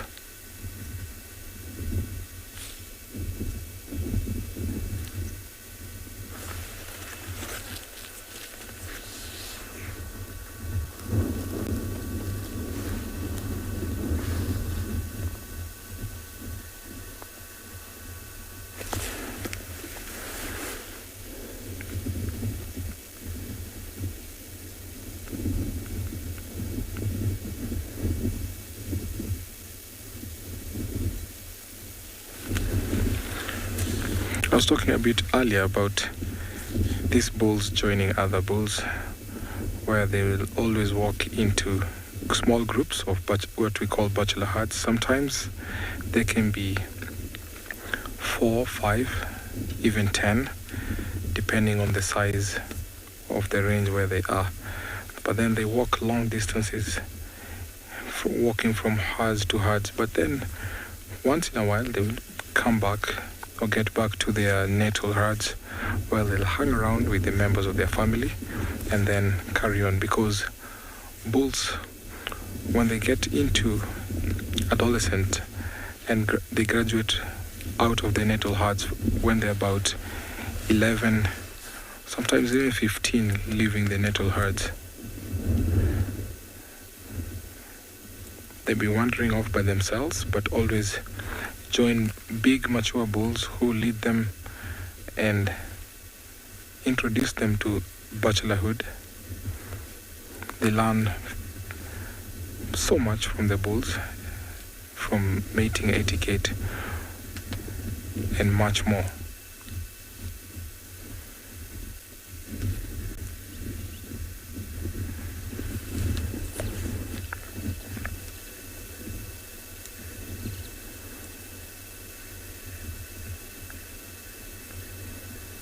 So these bulls will come into mask when they're in their mid-20s, preferably maybe sometimes 25 and above. That is when they'll first come into mask. Even though they've not come into mask, bulls are able to mate with cows. Preferably, elephant females will want bulls with more experience, especially the matriarchs. They're the ones who select who to mate with, and older bulls always get into their preference.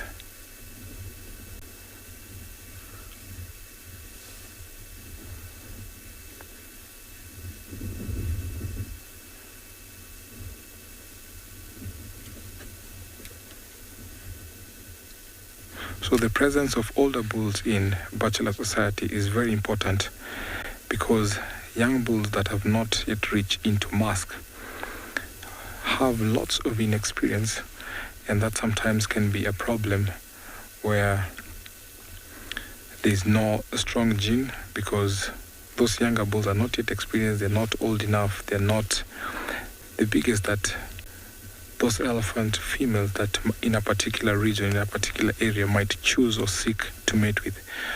So the presence of old mature bulls is very, very important.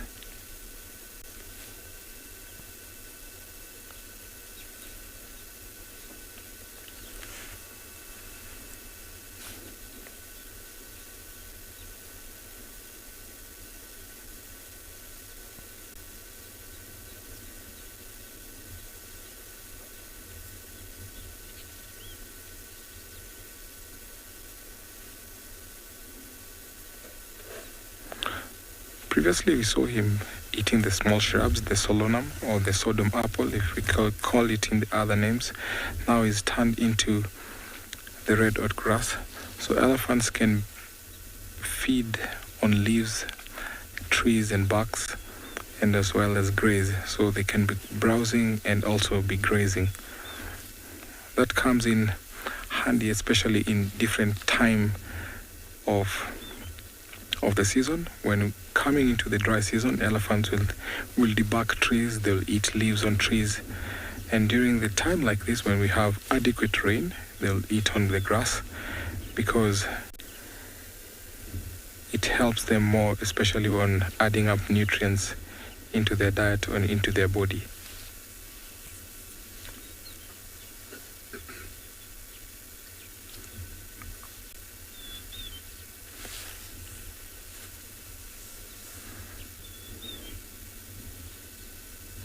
I always like spending time with elephants, especially young bulls to older bulls, and even families with young ones.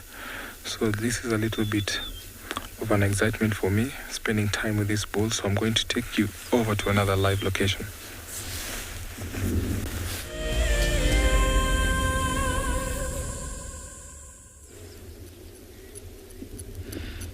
Tim, I could not agree with you more. I also love spending time with elephants, especially the bulls and the younger bulls. Always so interesting. It was sad to leave those elephants just now, but we decided to come and see what the other vehicle had spotted just up ahead. And we came across this herd of buffalo, which is quite phenomenal. You know, you within sort of 100 meters or a few hundred meters of those elephants, and you've got another one of your big five. As you can see, it's not a massive herd, fairly big. I think you can probably see maybe 40 sort of individuals, around about that many. You can see they're all just slowly feeding. You know, it's still the cooler parts of the morning. So what they would have done is, in the early hours, they would have gotten up, last night they would have found an open patch of grass. They've all rested for the evening, ruminated. And the bulls on the outskirts protecting the females and the younger buffaloes within. And then now, from early this morning, they would have started moving through these areas, slowly feeding on all this grass around here. You can see when the herds spread out like this, that's exactly what they're doing. They're just slowly feeding, finding some nice nutritious grass.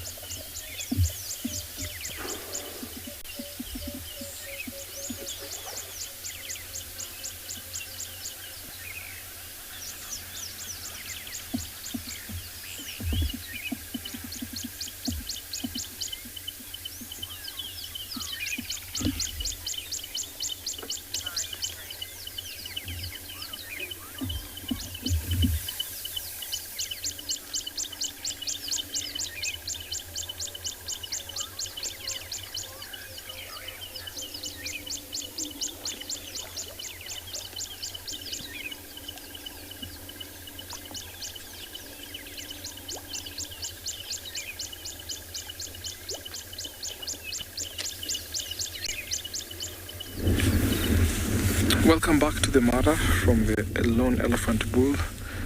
This business of mongoose just came out of an abandoned termite mound. The reason we call them business of mongoose is because look at how busy they are. They're always super busy foraging. They have a very interesting behavior when they're foraging and feeding. So whoever comes across some food becomes the winner and actually gets to eat. So there's no aggressive behavior whatsoever. Whoever finds food, so whoever finds gets to get that prize. Sometimes you can see them foraging on the ground because there's lots of dung pile, and in those dung piles there's dung beetles. They always eat dung beetles.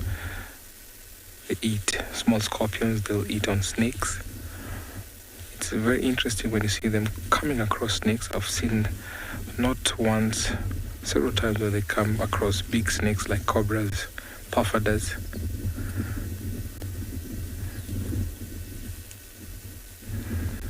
They always have what we call an alpha female who would always be leading them, and also have the alpha male. So there's always rivalry between mating competition into the mating group and the rival males that come from other mongoose family.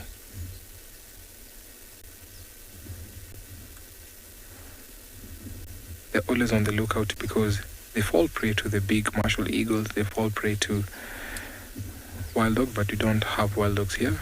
Sometimes leopards go after them. So they have to be keen when they're traversing those grasslands.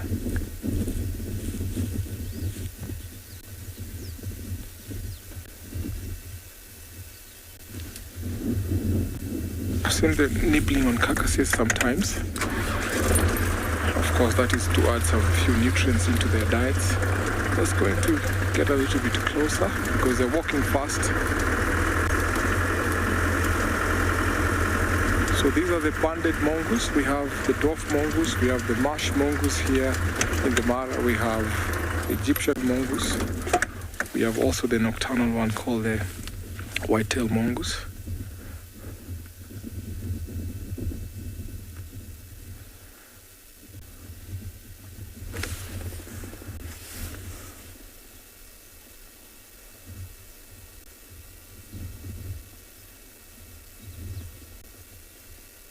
Everyone is busy looking for food.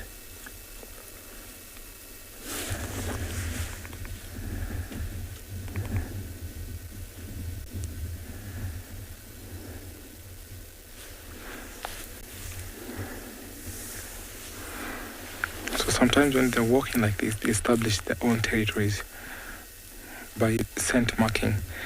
And that scent marking can also be used as communication between individuals and members of a family like this.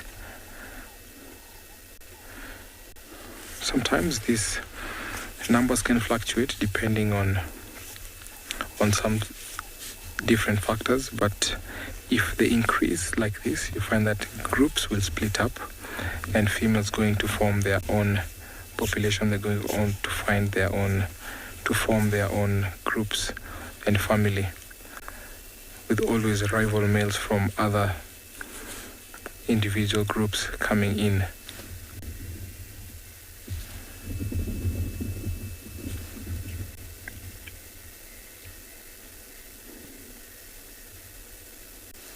There's always one who will always be on the watch, one that always will be sentinel, checking for raptors, big birds of prey that will always go after the mongoose.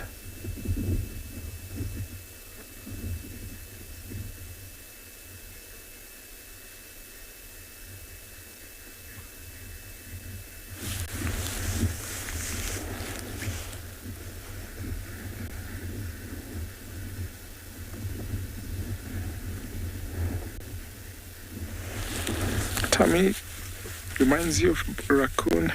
Yeah, they kind of look like raccoons.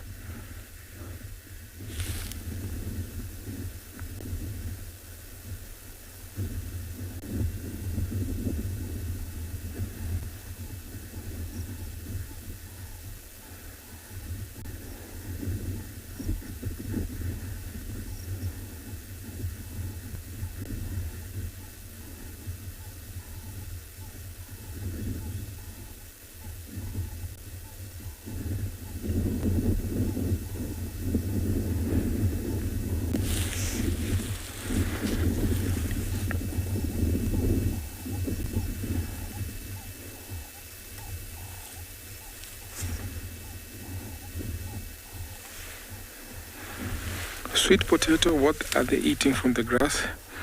They are actually foraging on dung piles. There's lots of dung piles there, so the dung beetles that will always be on the dung pile are the ones that these mongoose are going after. And sometimes we can see them pushing over rocks, because on the side of the road there's some rocks, and there's some spiders sometimes, and also some few scorpions that might be found there. So this is what they are looking for.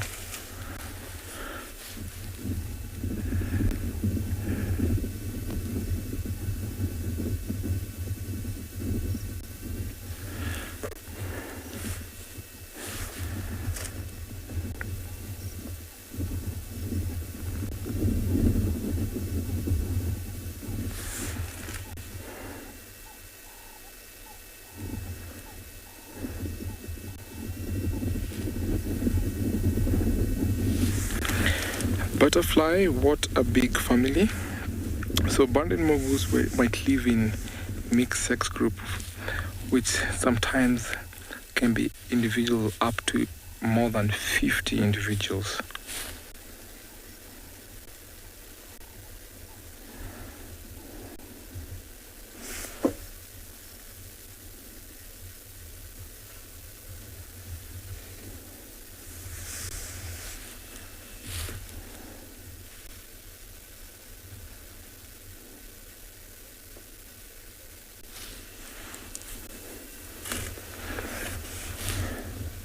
So in these groups, you find that the older females always come into estrus first. So the alphas will come into estrus first, and they always have the biggest litter. So you find sometimes if a member of this group becomes pregnant or falls pregnant before the alpha or the mate or the lead female, she gets unhappy, and sometimes she can force that individual, harass them until they abort, they lose their babies. So she's the one that comes in estrus first and gets to mate first, and then the rest come into season. So they also have what you call synchronized birth. So we find that most of them will give birth in almost the same time.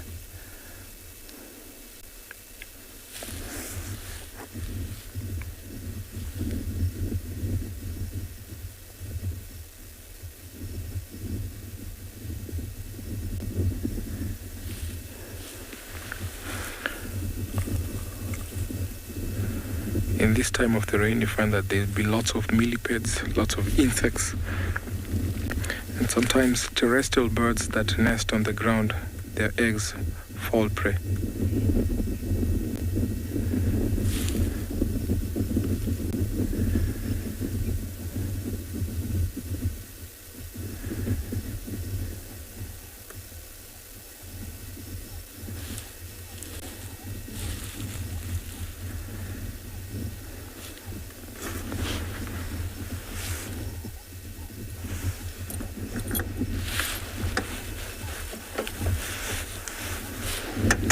Let me just push forward a little bit more.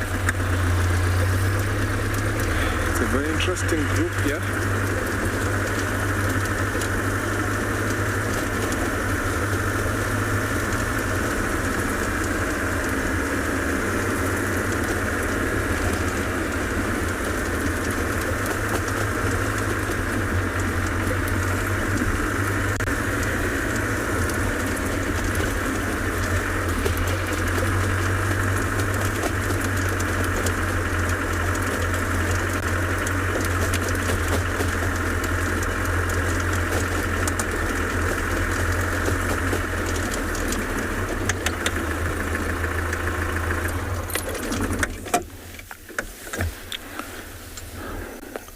How many babies can a single female give birth to?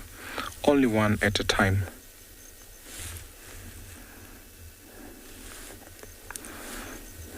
It's also interesting to watch them as they forage. They forage in one big group, but every member has to find the food alone.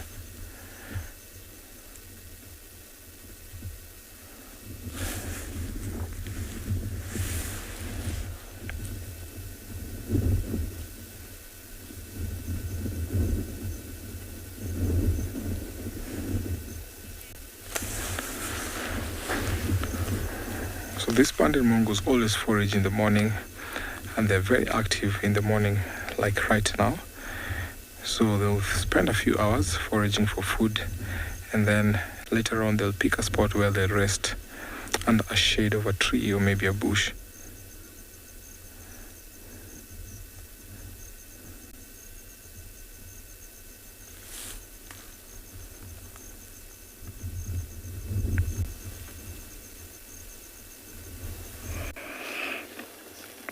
From mongooses to the tall one here, I have a good tower of giraffe spread out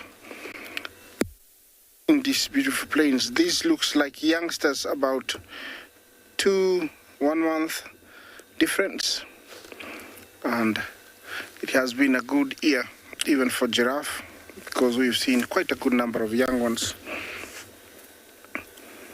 And they're already eating, lots of browse, but right now looks like they're just enjoying the sun.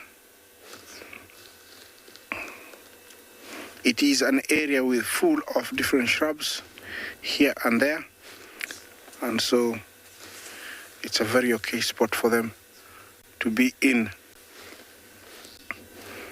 Yeah, when young like this, they're very vulnerable to all the predators, lion, leopard, even wild dogs, hyenas will bring down this size giraffe.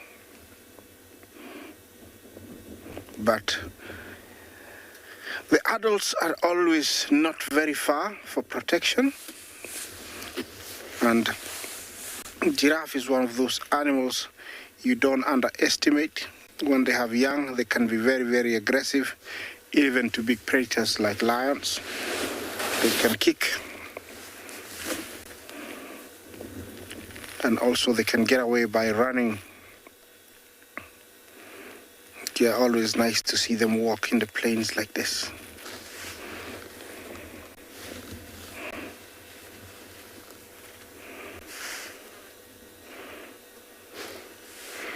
They have amazing eyesight, and with their height, it's a good advantage. Nobody really hunts them, or they try to get away from most predators.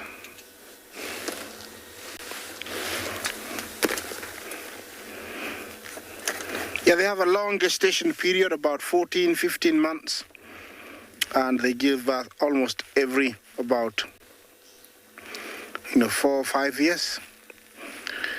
Over here in the wild, it's very tough, so they live about 20 to 25 years. In captivity, they might live longer. Yeah, that female has decided that he needs to scratch the ear. It has become itchy.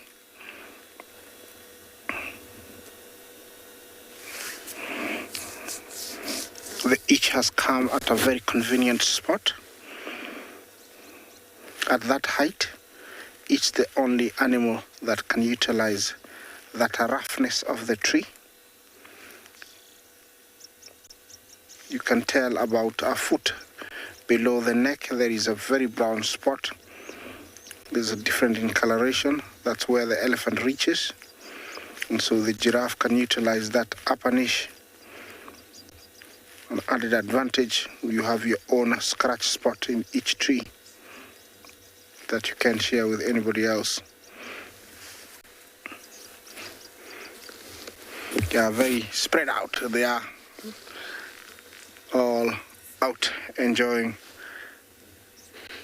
the morning grass. Yeah, there is something I spotted a long ways down that direction, and I think I would like to catch up with it. It looked like a cat. And in these plains, you only are allowed off-road when you see cats, and stopping to observe giraffes, and then there's no cat, I can be in big trouble. So, sorry, I have to find the cat fast. So, in case the authorities catch me, I can say I was heading towards the cat and I saw the giraffes. sounds like it can be a very valid, answer. But definitely there was something. There is many trees, but there is that tree. I saw something there, and then it went down. I'm not sure what it is. Looked like a small cat, the size of a cheetah, but I'm not sure until I get there. These are LY plains, and best place to see cheetah. I think it's better off for me to take you to another live location as I try and find my cat.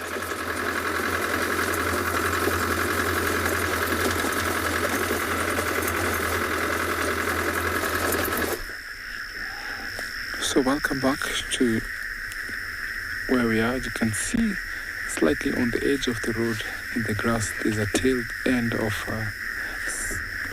monitor lizard, the Nile monitor lizard. So I'm just waiting to see what she's up to, or he or she is up to.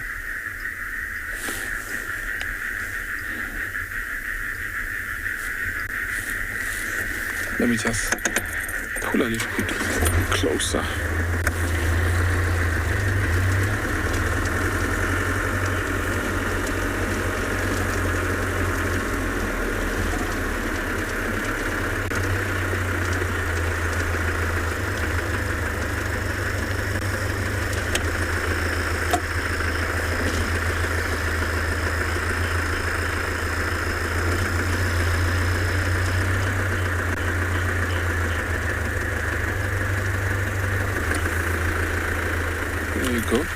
The monitor lizard is here.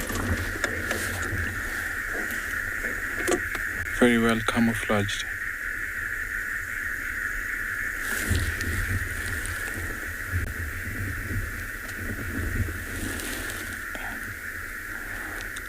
It's too dark there. There's lots of very fresh green grass there.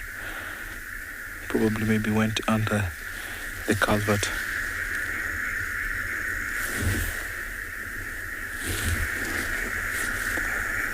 You can't really see him. He's gone under.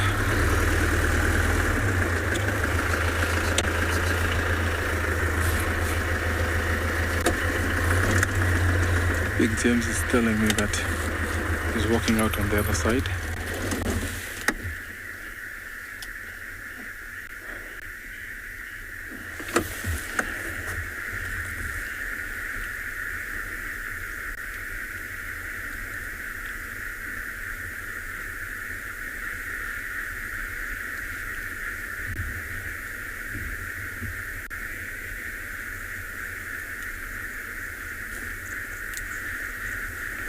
See how it blends in very well with the grass.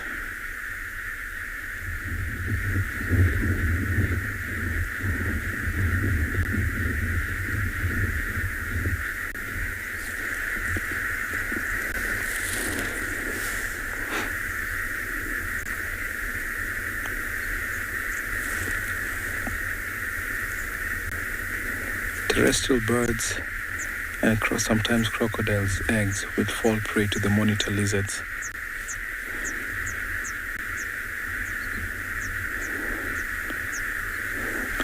Laura Mora, yes, this is a very shy lizard indeed.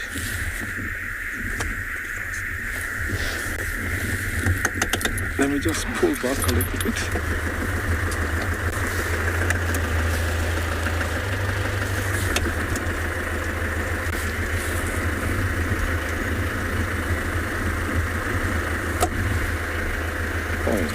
A shy lizard indeed. It was nice seeing that lizard, but I'm sure there's so much that he wants to do at this time of the morning. They'll be looking for food, but just carry on to find something else. You never know what's hiding behind these bushes, so I'm just driving slowly. This is where we normally find Romy, but she's been shy for a long, long time. So on my mission to find Romy, let me send you over to another live location.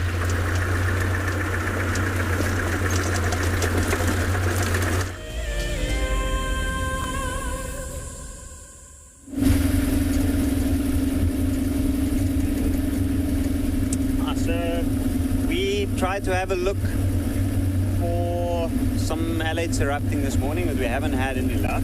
And we went all the way down to the western part of the reserve, but with the rain last night, we haven't had any signs or any fresh signs this morning. Everything's been rained out.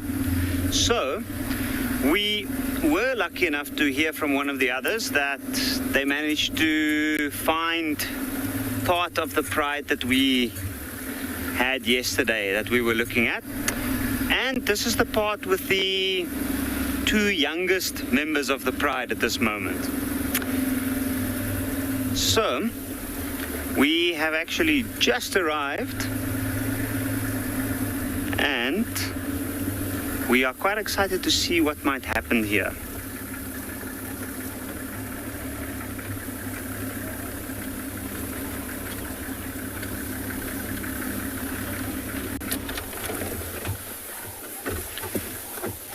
And there we go, right underneath the shade of a magic worry bush. And as always, one little one with its head up, and a big female right in the middle of the bush.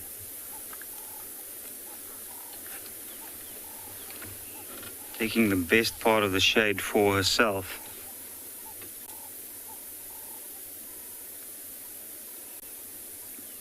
Now it looks like she is panting quite heavily. You'll see her whole body moving, the mouth's open.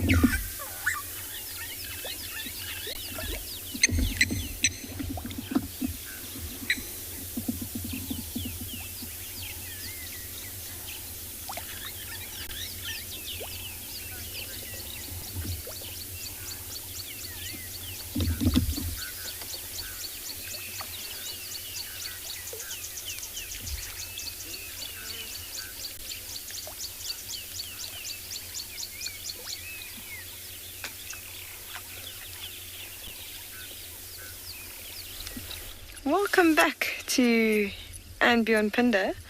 As you can see, we found another elephant bull. We are a little bit curious as to what's happening here.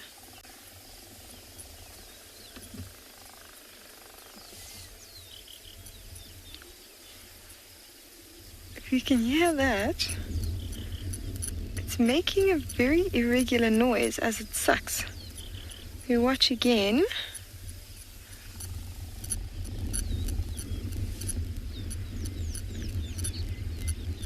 And I'm trying to figure out what is happening. I've never heard of an elephant making this noise before.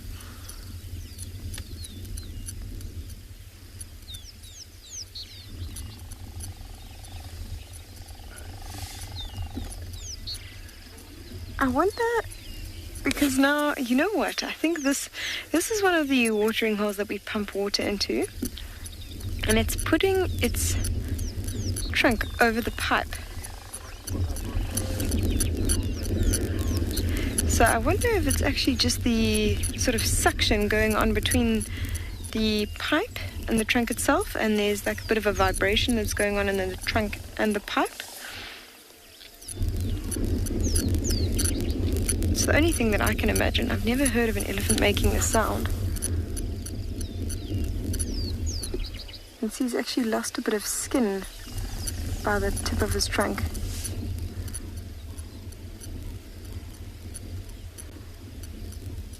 He's going for the source because that's the cleanest, freshest water.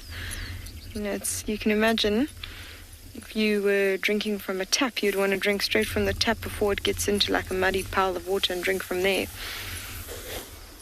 So that's exactly what this elephant bull's doing.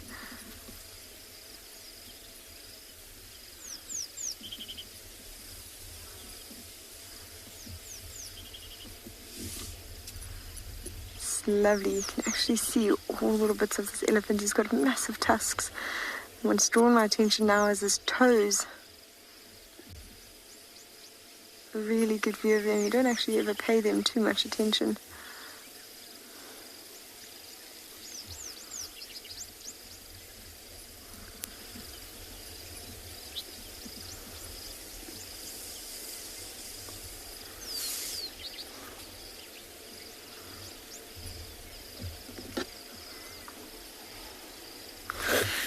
Safari kitty, it's quite a good question.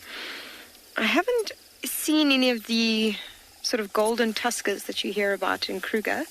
I've always wanted to, because elephants are my absolutely favorite animals. And I've always really wanted to see a golden tusker. But I think the biggest tusks I've ever seen is maybe a similar size to these ones actually, but possibly 20 or 30 centimeters bigger.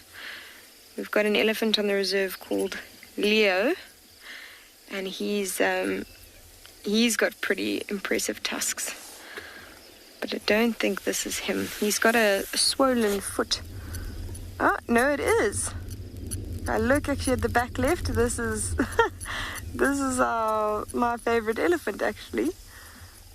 I should have recognized him from his tusks, but if we have a look at his back left foot, you can actually see there's a bit of swelling there.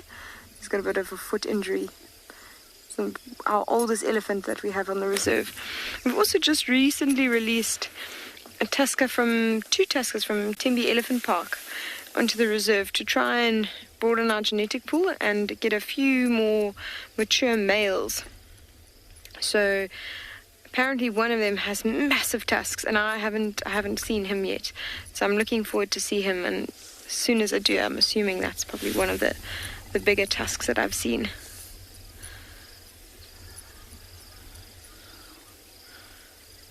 Oh, I'm so happy to see this bull elephant. Like I said, he's the oldest one on our reserve. He's just past 50. He's about 51 now.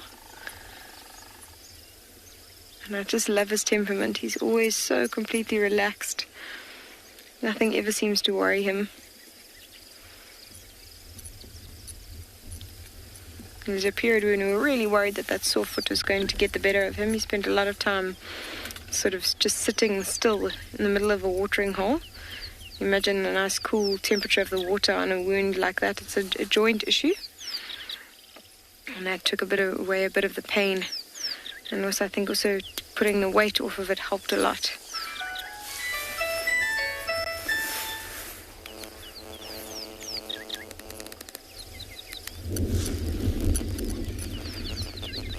I think we're going to sit and appreciate this for a little while. I always love spending time with this elephant bull. And I think I'll spend a bit more time here while you go and see what else the other rangers have found for you.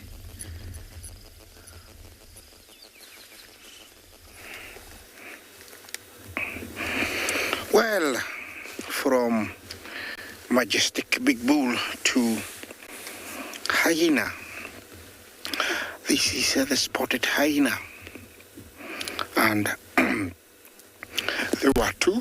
The other one is lying off to the right. You won't see him. He's hiding really well. You can see only the belly. An animal that has been misunderstood for many, many years, but it does very, very well. Over here in the Mara, most of the food they eat, they kill themselves, apart from taking them from other predators like lion, leopard. Up there in a distance, where that Land Cruiser just crossed, there was a cat. I don't know where it is now. Maybe it's gone to the right, Bungay. I don't know. There was one. We don't see it anymore. And it was one of two cats that, while I was watching the giraffes, I saw one stand up, and actually it is true. I have another one on top of this tree, and you can guess what it is. You can see the tail, the white tail there hanging down, and the head.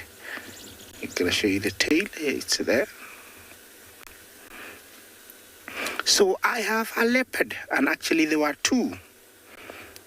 That's the body, and that's there. That's him. He's looking at me. See movement? How beautiful is that? Yes, now I'm appreciating what we normally say, that we have lots of leopards, but because of their good camouflage and too much cover in the Mara, we don't see them. But just to see two in one morning here is pure jackpot. I cannot tell you the gender. It was just there. There were two, and one ran away. This one is very relaxed up there, but he's very alert. This is one reason we never get to see them here. If they're up there, you're always looking for that branch where you see them dangling and hanging. But, you know, they can be hiding. I don't know if he wants to come down, but he's really, really focused on us. I hope you can see it. It is a leopard. This is the opposite behavior being portrayed here from the big shepherd's tree male I saw the other two, like a day ago. This guy looks very shy, and he's not, taking his eyes off me.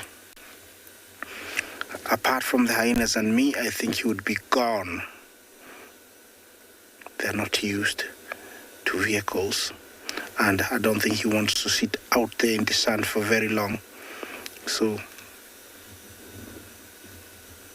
But I have a very good distance because I know their behavior.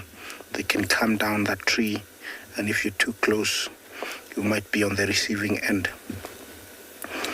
Yeah, so it's amazing to see one right on top of a Balanitis aegyptica tree. Yeah, there was one seated on the ground. That's the one I saw, and I thought it was a cheetah. Then it went up, and when the hyenas appeared, it ran away. We came to investigate more, and we discovered this one on top of the tree. It could be a mother and a suckling cub, or it could be a mating pair. Those are the only two reasons that bring two leopards together. This is an animal known for, temper, very dangerous. Especially here, they're not exposed to vehicles and humans. And they have territories, very huge territories. They will, one another's territories, especially females. But males protect the territories with all they can. The main prey here would be impala, warthogs, and Thompson's gazelle. A very active animal at dusk and dawn.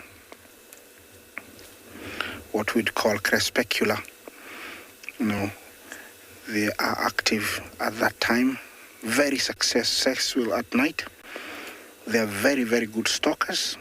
I'm sure you've heard all these things from my friends in Southern Africa. They see them all the time.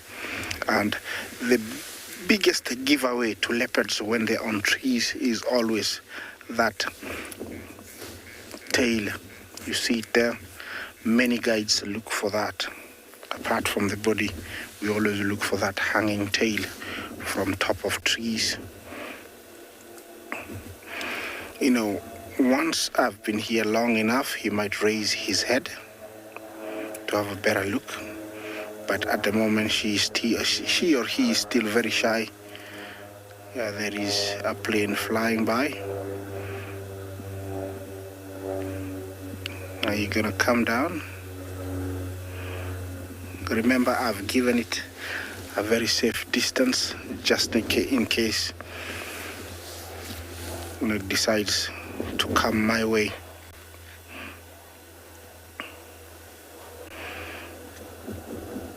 I think this is a very good find for me, and I would like to experience the behavior of this leopard. And staying here a few more minutes will give it more confidence, maybe to show itself. And that's what I'll do. Let's take it to another live location.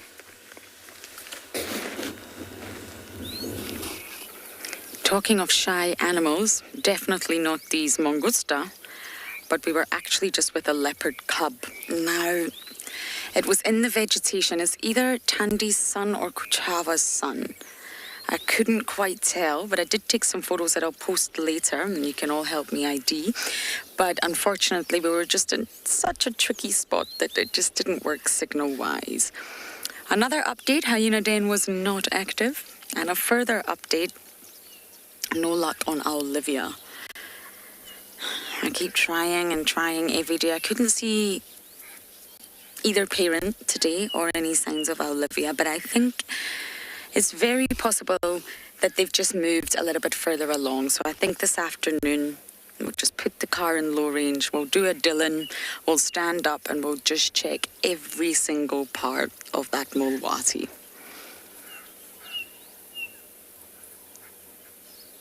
Now the mongoose, I think, have just woken up. They're sunning themselves or trying to dry themselves off on this fallen over log. It's important that mammals get vitamin D too. And that can come from just 20 minutes in the sun. Not the peak hours, not between 11 and 3 when it's, well, even 10 and 3 here, when it's piping hot. But just in the morning when they first wake up, they just spend a little bit of time sunbathing. And a lot of the animals out here will do that. I mean, the reptiles have to. But when it comes to mammals, you will find that they do bask in the sun for a little while. It's important.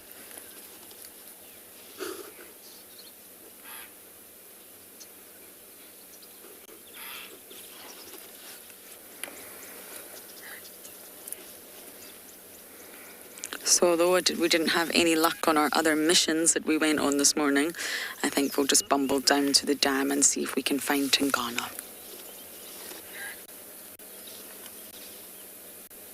They two are fighting. Can you see them, Theo? Oh, they've stopped now. Two of the mongoose are fighting one another.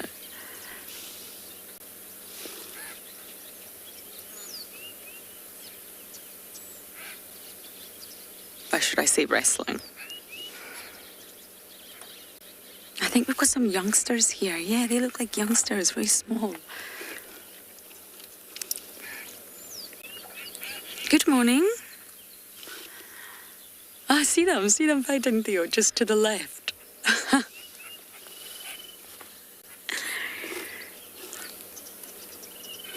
they keep hiding under the log.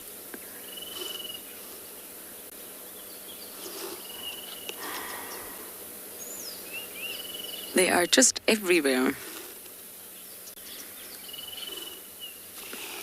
Now, summer's a huge feast for dwarf mongoose. All the scorpions will come out. I haven't seen any scorpions, spiders, beetles, centipedes. I haven't seen any centipedes yet either. But I wonder if this little bout of rain we've had the past 2 days will flourish the land. I'm still looking for termites. Haven't seen them. They're still active. They're just inside the mound.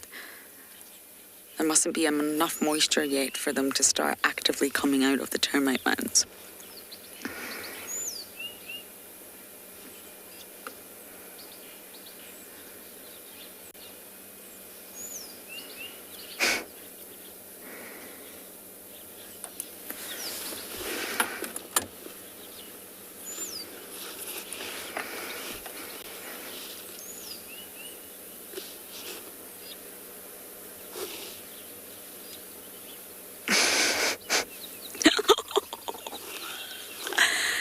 They just pushed that one off the log. Shame. Thank you so much, guys. I'm closing down. You're so welcome, Fenoti. There's just mongoose everywhere. I think this is quite a big group. I think there's a lot of youngsters in this group as well.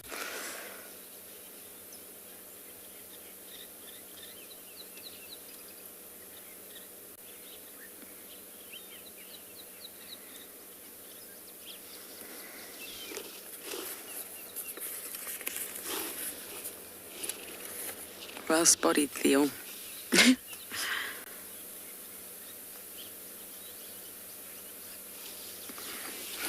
Okay, we're going to let these very busy mongoose go about with their day and try to find the Duke of Juma.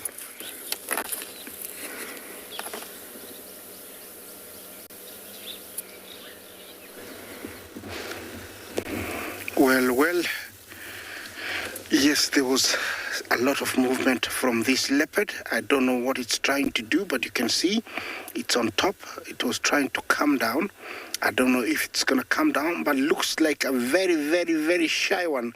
If you miss it, you won't see it. And I don't know if it's going to try and hide a little bit more or come down. Yeah, there's lots of movement there. Here, when you find a leopard, sometimes, it's the only one you'll see for quite some good months. Looks like, I don't know, he has relaxed now. He's not coming down. It's hard to tell exactly what is happening there. Yeah, or you can see the tail, the twitching of the tip of the tail. It's a good sign that it's not very happy. Yeah, it's not very happy. And it's trying maybe to come down. And the main reason maybe it doesn't want to come down, it's because of those hyenas. They think she or he's got something on the tree and they want to take it. And so it doesn't want to come down, and also it's trying to hide as much as possible. Yeah, you see, if you didn't know there was anything there, you would easily, drive past that tree. See, look at that. That's how good they can hide leopards here in the Mara. When they go on top of that tree, you would hardly see them. It's lifting its head slightly there. It's a bit of movement.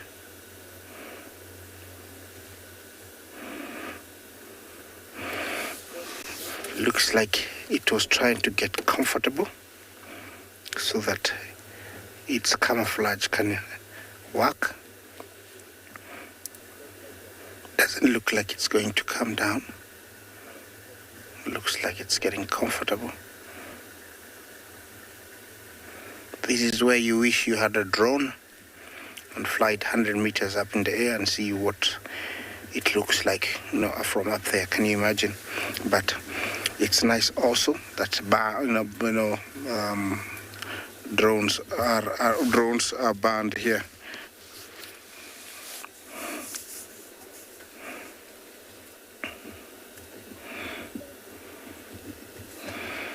Yeah, I can tell how it's peeping, trying to judge and gauge what's happening. Well, I'm going to stay here a little bit. Nature is amazing, and sometimes you don't always have to hear us talking, so let's turn you to another peaceful, silent moment of nature in South Africa.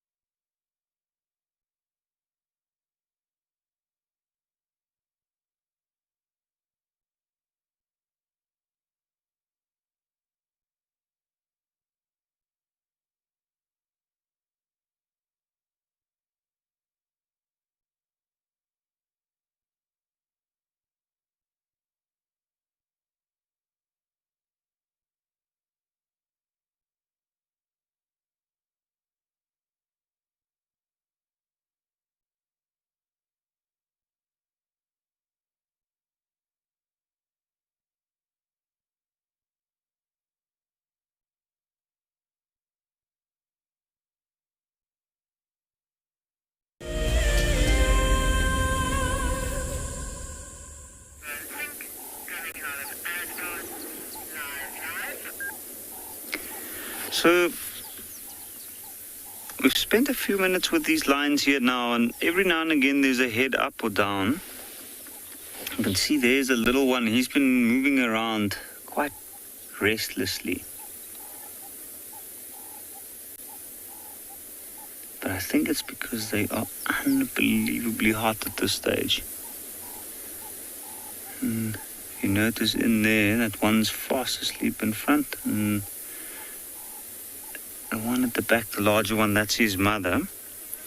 Now she's been turning around to try and get a view of him. But we saw her panting very heavily earlier on, and as they were moving, noticed that they had a full belly. Haven't seen any signs of lions feeding this morning. Haven't heard any interaction, or we haven't seen any vultures nearby, so I'm sure whatever they ate was something small.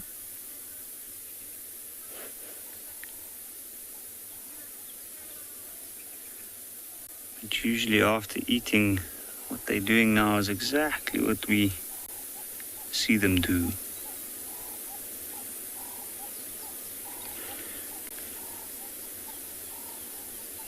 They eat such massive amounts of meat in one go, and afterwards they got almost no energy for anything else but digesting. And even though the digestive process is fast, or relatively quick, it is certainly very energy consuming. But also it's such a humid day today. We had a bit of rain this morning, and it feels like we might get more.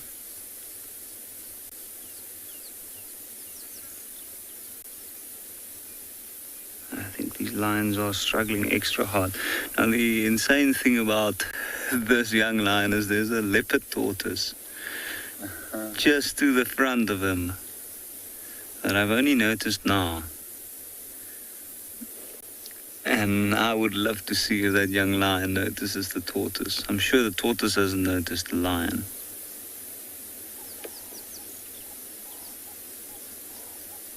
So let's see how well that little male lion's senses are developed.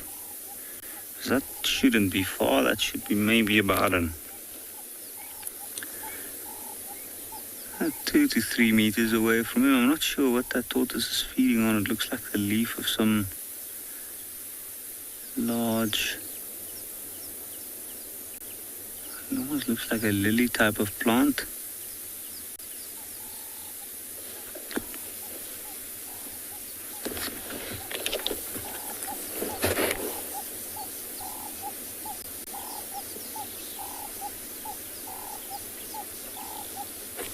It might be that the tall grasses in front of the cub's face is just blocking the view of that tortoise. Or maybe he is aware of them.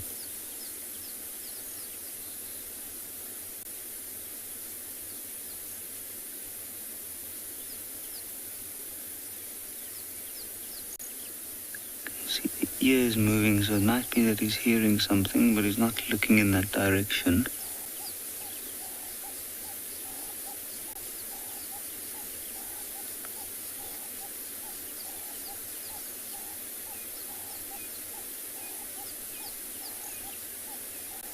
And it's amazing, that tortoise is completely unaware of.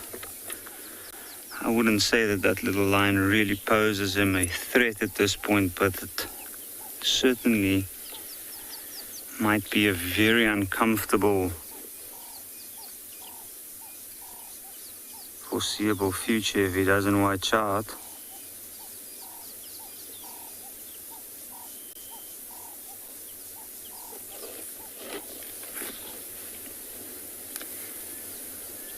And I can see his sister's up as well. She's looking in his direction, the mother as well.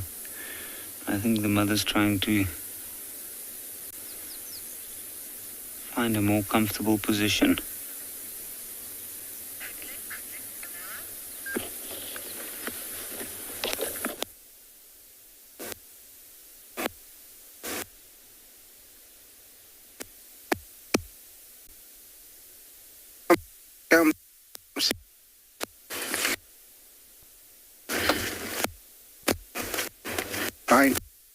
inside, so we don't see her. And there she goes, very fast.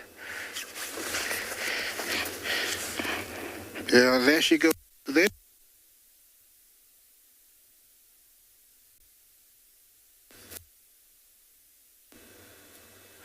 That's how shy leopards are here in the Mara. What a nice surprise, and also a nice ending to see her portray a true wild leopard behavior, stopping to have one last look, and there she disappears. How amazing is that? I'm very glad that we got to share her runaway, and that is why we never get to see very many. They are here. They have this good camouflage on top of that tree. Unless I didn't see the one that was below, it was impossible to note that there was another one in the tree. And also when they hear you coming, they go down low in the tree. You don't see them, but there are very many. I hope one day we get to see her again, but that was amazing. Super cool. I'm so excited that she got to stay, she got to come down, and actually she had a nice exit route, so she wasn't pinned in between. Okay, let's take you to another live location while I try and get to the track.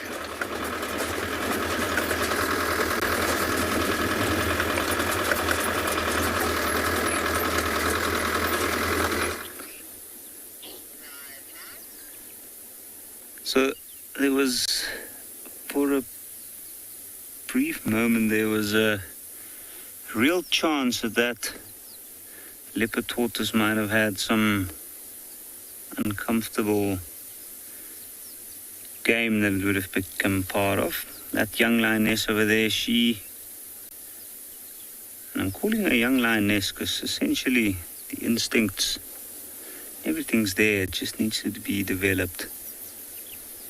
But she picked up on it just as it moved away, and it moved around where her brother was laying. And she's still staring in that direction. I'm not sure. I don't have any view of the tortoise at the moment, but I'm sure she might still have. Where her brother, I don't think he even noticed it in the slightest.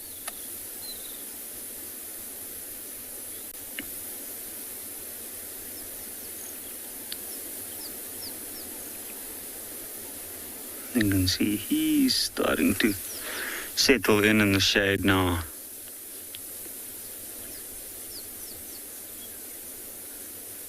Now today, that's stuff you can never say for sure what these animals will do, but I don't think that these lions are going to go anywhere from where they are. I think to reserve their energy and to deal with this unbearable heat, they're going to do as little as possible. And this is a really, really good opportunity coming their way. It is a very good spot to be. They're well hidden, as we can see with this little one. And those ones, you can hardly see them except for the one that's asleep a little bit out of the shade. But this is an area that's quite busy during daytime. Lots of general game. And we might even come back later today to see if anything's changed.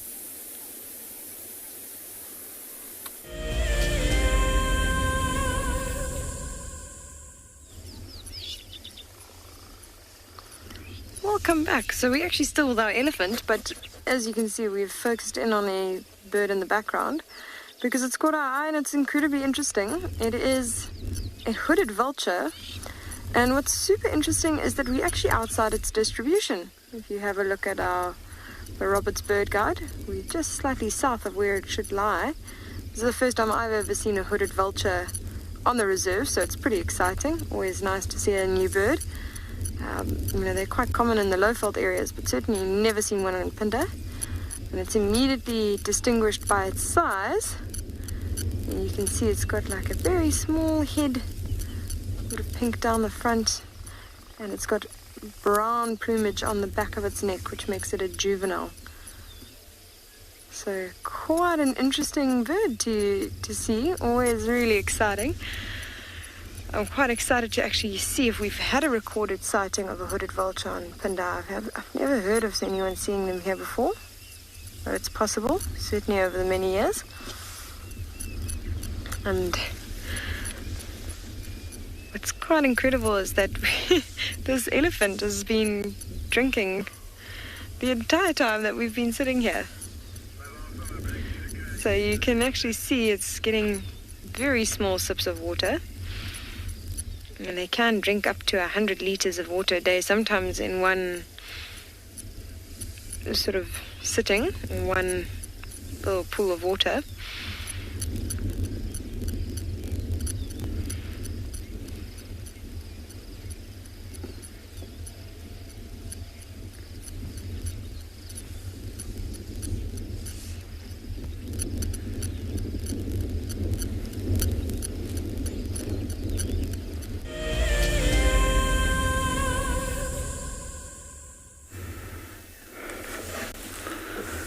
Welcome back to the Mara, where hippos here in the Mara River are scrambling over for space. You can see the river is drying up, or the water level is going low. So normally when water level gets low in where these hippos will be, either a river or a pond, you find that they'll all be gathered at one place where there's a suitable place, resting position. You can see it's a little bit slanted on the riverbed, where at least the hippo can get air, can get cool on the water while still lying down. Unfortunately, these rivers are seasonal, so sometimes the water levels get too low, where hippos, sometimes you find them out in the bushes for shade, because it's too hot and open on most of these rivers. So during that time, we find there'll be lots of fight. Everyone's scrambling on very little space. So you find the big dominant bulls always fight the subordinate ones or the younger bulls. So space becomes minimal and fight becomes intense. But this pod here is quite much relaxed, because I think there's a suitable position. Further downstream, I can see some other hippos walking slowly, heading towards this pod's direction.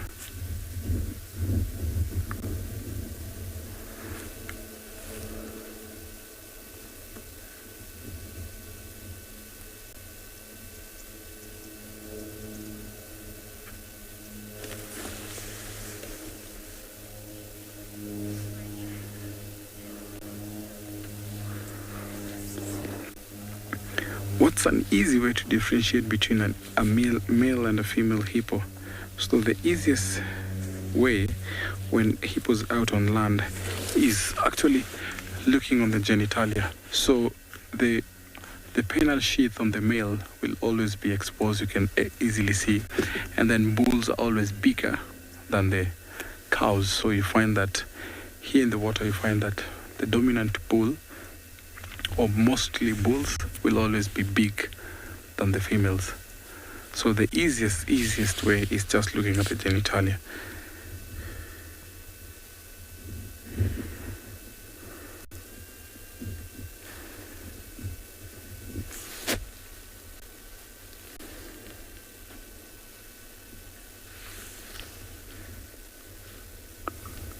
Let's see what will happen if those other hippos walk into the pod will happen. So just watching closely to see as I take you over to another live location.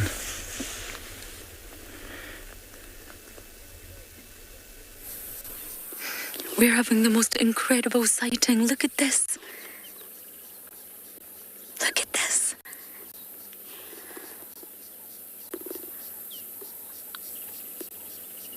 It's protecting his babies. This is so magical. Water monitor and a thickney. I think it's a water thickney we've got here. Protecting his babies. There has to be eggs nearby. Wow. There's nothing quite like seeing mothers protect their offspring in the animal kingdom.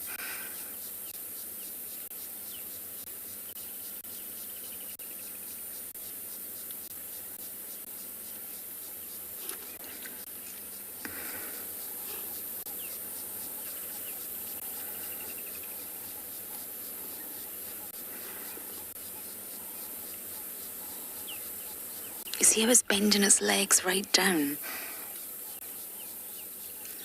You see that? And using its wings. Technically, that monitor lizard could hurt the bird. Must be protecting eggs.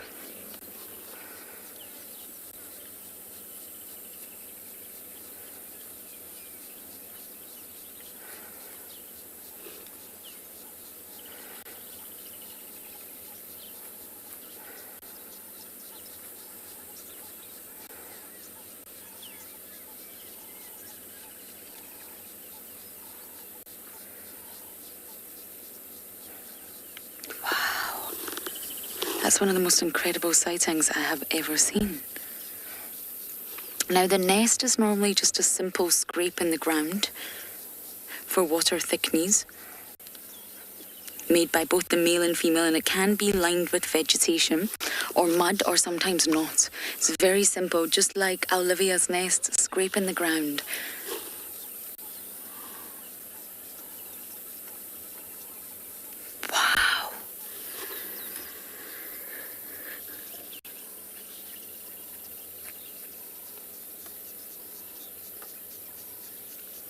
Now, the water thick knees are quite obvious by their long, long legs. Thick knees, you see that? They've got a bulbous sort of joint at the knee. And it almost looks like they're wearing very bad eyeliner from the 90s that I probably used to wear. White eyeliner all over its face, going down its beak. It's a really, really easy way to identify the thick knee. But water monitors absolutely would eat birds' eggs, 100%. And crocodile eggs, all sorts of eggs. It's the perfect snack for a water monitor lizard.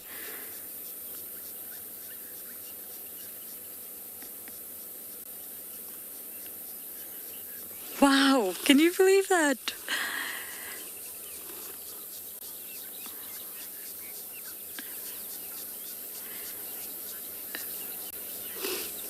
Magic Bean, you're right. That's the coolest thing I've ever seen. We actually just stopped for the monitor lizard. We're in the area looking for Tungana, but no luck just yet. And all of a sudden, the monitor lizard got in the water to swim to the other side. And on came the thick knee. I think maternal instincts in the animal kingdom are just, they blow my mind. In every single group of animals, from fish, mammals, amphibians, reptiles, birds, that instinct to protect your own. I wonder if it's going to go to the nest. That's what I'm waiting to see. I wonder if there is eggs.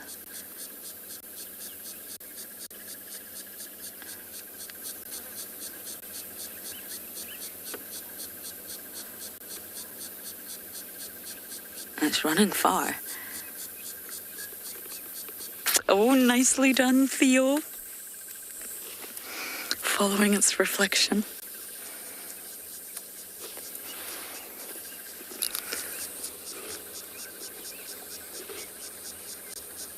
I can't see anything, to be perfectly honest with you all.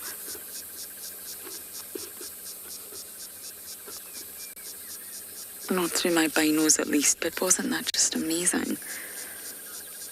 Bird versus reptile. Now, Tungana could have moved because it's getting very, very hot. Apparently he was full.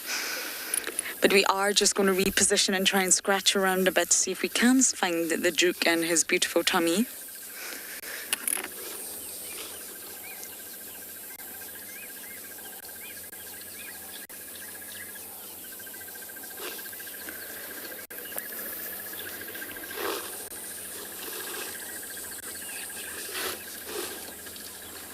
The lizard's back. I don't know if it's going to head to the lizard again.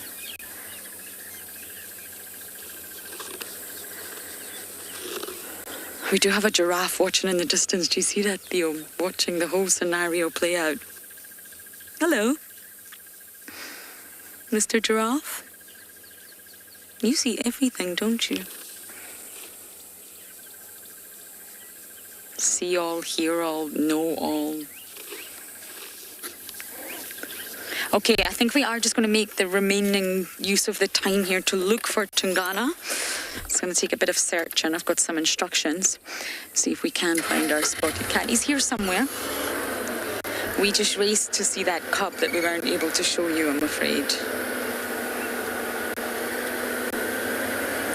So wish us luck. Hopefully we will be able to find the Duke.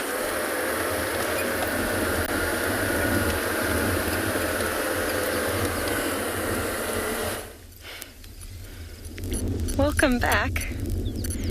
We've stayed with this elephant bull, and if you can believe it, he is still drinking. I think it's been about 20 minutes, maybe even longer, that we've been sitting here watching him drink this whole time. As I was saying before, it seems like he's not getting a huge amount of water from each of these, great sort of suctions that he's doing. Clearly the water's fresh enough that it warrants this amount of effort. I don't think he's in any rush in any case. But like I was saying, they can drink up to 100 liters of water. And normally, a trunk like that can actually take up to 10 liters in one gulp.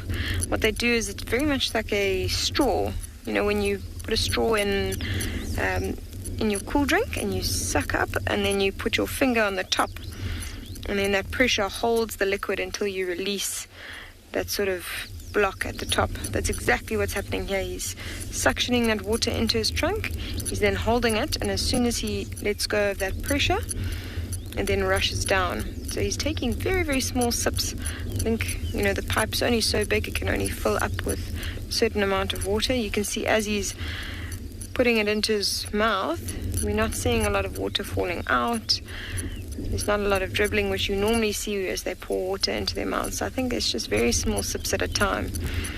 So instead of, having a huge amount of water, he's just having very small sips. So to get to 100 liters, it's going to take him some period of time.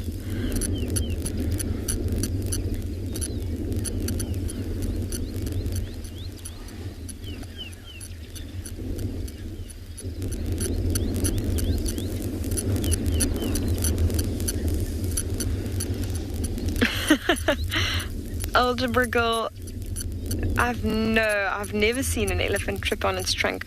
I have seen very young elephants sort of not know how to use their trunk yet, and they swing it around and are very clumsy with it, which is always quite fun to see. And elephant bulls like this, you often see sort of drag marks in the road, especially elephant bulls that are going into must. I think it's something like the sensation of the sand on their trunk that they enjoy. But their trunks aren't quite long enough to actually trip over. You see how it extends right to the ground. They're just a little bit longer than what they need to be to touch the ground, but not quite long enough to be able to extend close enough to the legs that they are in danger of tripping over it. It is always funny when you see animals have sort of a silly moment. One of my memories that I do remember was not actually with an elephant, it was with a giraffe. And I don't know why I found it so funny, but this giraffe was walking down the road and it kept looking backwards at us. And it was quite curious. And as it was walking, it didn't notice there was a low-lying branch across, the one tree that was above the road. And it turned around to look at us, but carried on walking straight, and it walked straight into this branch. And that was, I don't know, one of the sillier animal moments that I've ever seen. And I just remember laughing a huge amount. And the best was that the giraffe, I'm sure it wasn't actually, but it appeared to be embarrassed. It's again, animals don't feel the emotions that we feel. so you can't really attribute it, but it is sometimes a little bit funny to imagine the giraffe being a bit embarrassed by being bumped on the head by a by a tree branch.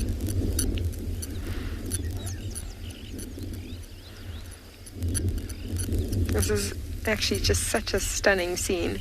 We've got a bit of grey cloud cover in the background, and in one of my favorite sections of the reserve, you can see the mountains in the distance.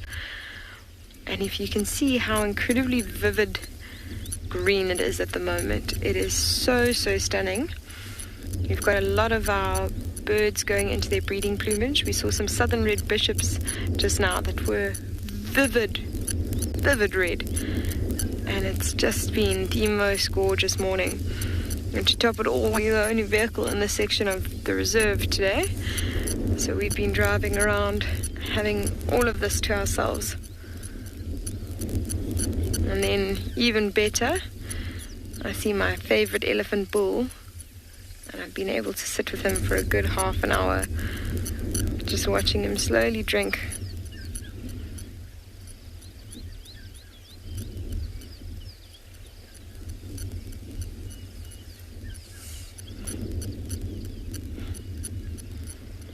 What's also quite standing out to me quite a bit in the scene is that his tusks are very white. Now you often see they get a little bit of dirt on them because, they'll put their heads quite close to the ground sometimes to get a bit of mud or spray mud over themselves, and they get it quite a bit on their tusks. Also lean against trees a few times, whether to nap or maybe to just lean in to get closer to the branches, and that can sort of get some marks on their tusk. And while he does have a bit of dirt, especially around closer towards the skin area, you can see there's quite a bit of mud there. They are fairly clean. And they're just standing out quite prominently. You always, after the rain, it's always quite something that you notice very obviously about elephants, is once it's rained, you'll see that very vivid white standing against that browny grey colour of their skin. So I think what we'll do is we're going to leave him, because he seems to be quite content in having these little sips of water, and we're going to carry on and leave him to his little drinking party.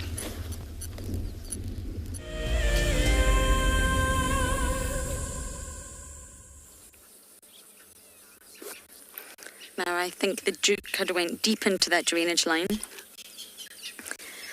It has started to get a lot warmer and sticky and muggy. It's a perfect word to describe what day we're in store for. So I thought we're going to come to Gallagher Pan, a pan we don't always frequent, and just enjoy watching the Egyptian goose and listening to the sounds of the bush.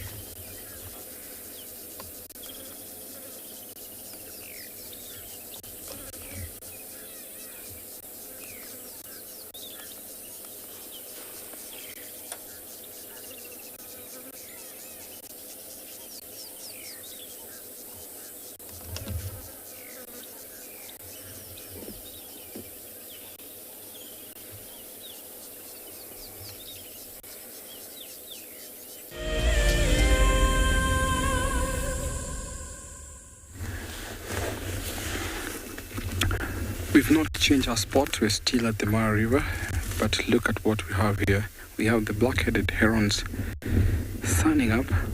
So these usually breed in the wet season, and you find colonies will congregate on either or. There's some hippos aggressive to each other. So you find that these herons will congregate during the high time of the rains, especially a time like now when we have our short rains, and during the long rains. Those two hippos are not happy at each other. It's a bit of a standoff. Like I mentioned earlier, when water levels go low, so hippos always scrabble over for space, and that is evident as what we're watching right now. So those two, the one to the right just walked in, and I think there's a bit of a standoff. Don't get too close.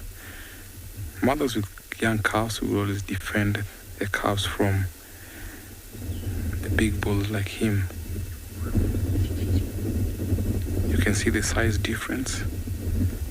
Bulls will always be bigger than the cows, and there's another hippo just towards the side.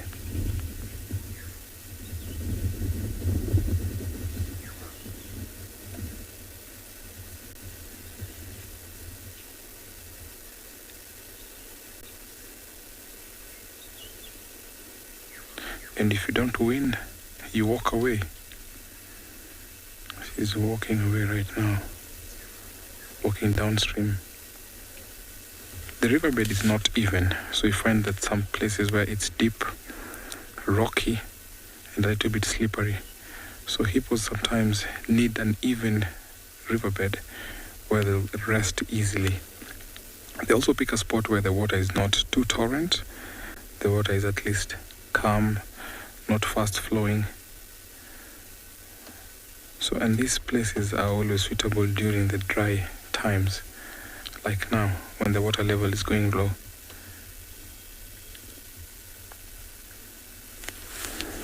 Back to our herons who are standing up watching the river.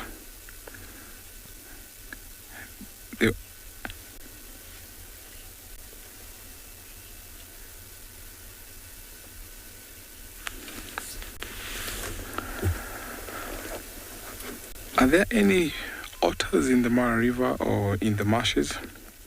I've seen otters in the marsh, in the Musiera marsh, but that was a few years ago. So I can't really tell if we have them now, but I'm sure we do, but only that we don't get to see them often at times. So your answer is yes, we do have, but we don't always see them.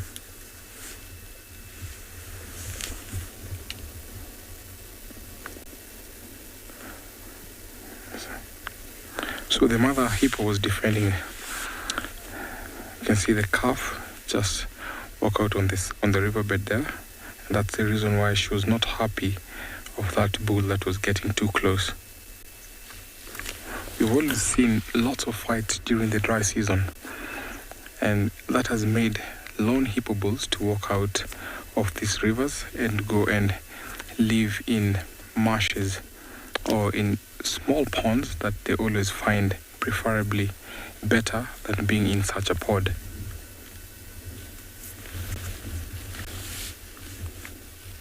Our herons are just watching carefully, watching to see if they can find any fish, because they often feed in shallow waters, spearing fish with their very sharp pointed bills. They eat frogs, and sometimes you can see them eating snakes out here. It's been a very wonderful morning. We've seen lots of activity. We've seen lions, leopard, birds, hippos. And I'm sure that hippo is almost saying goodbye because we're almost getting to the closure of this show, getting to an end. So join us again this afternoon on our sunset drive. Thank you for your comments. Thank you for your questions. We'll sure be ready to answer them in the afternoon. Looking forward for a nice activity also in the afternoon. At this very time, I'll only say kwaheri.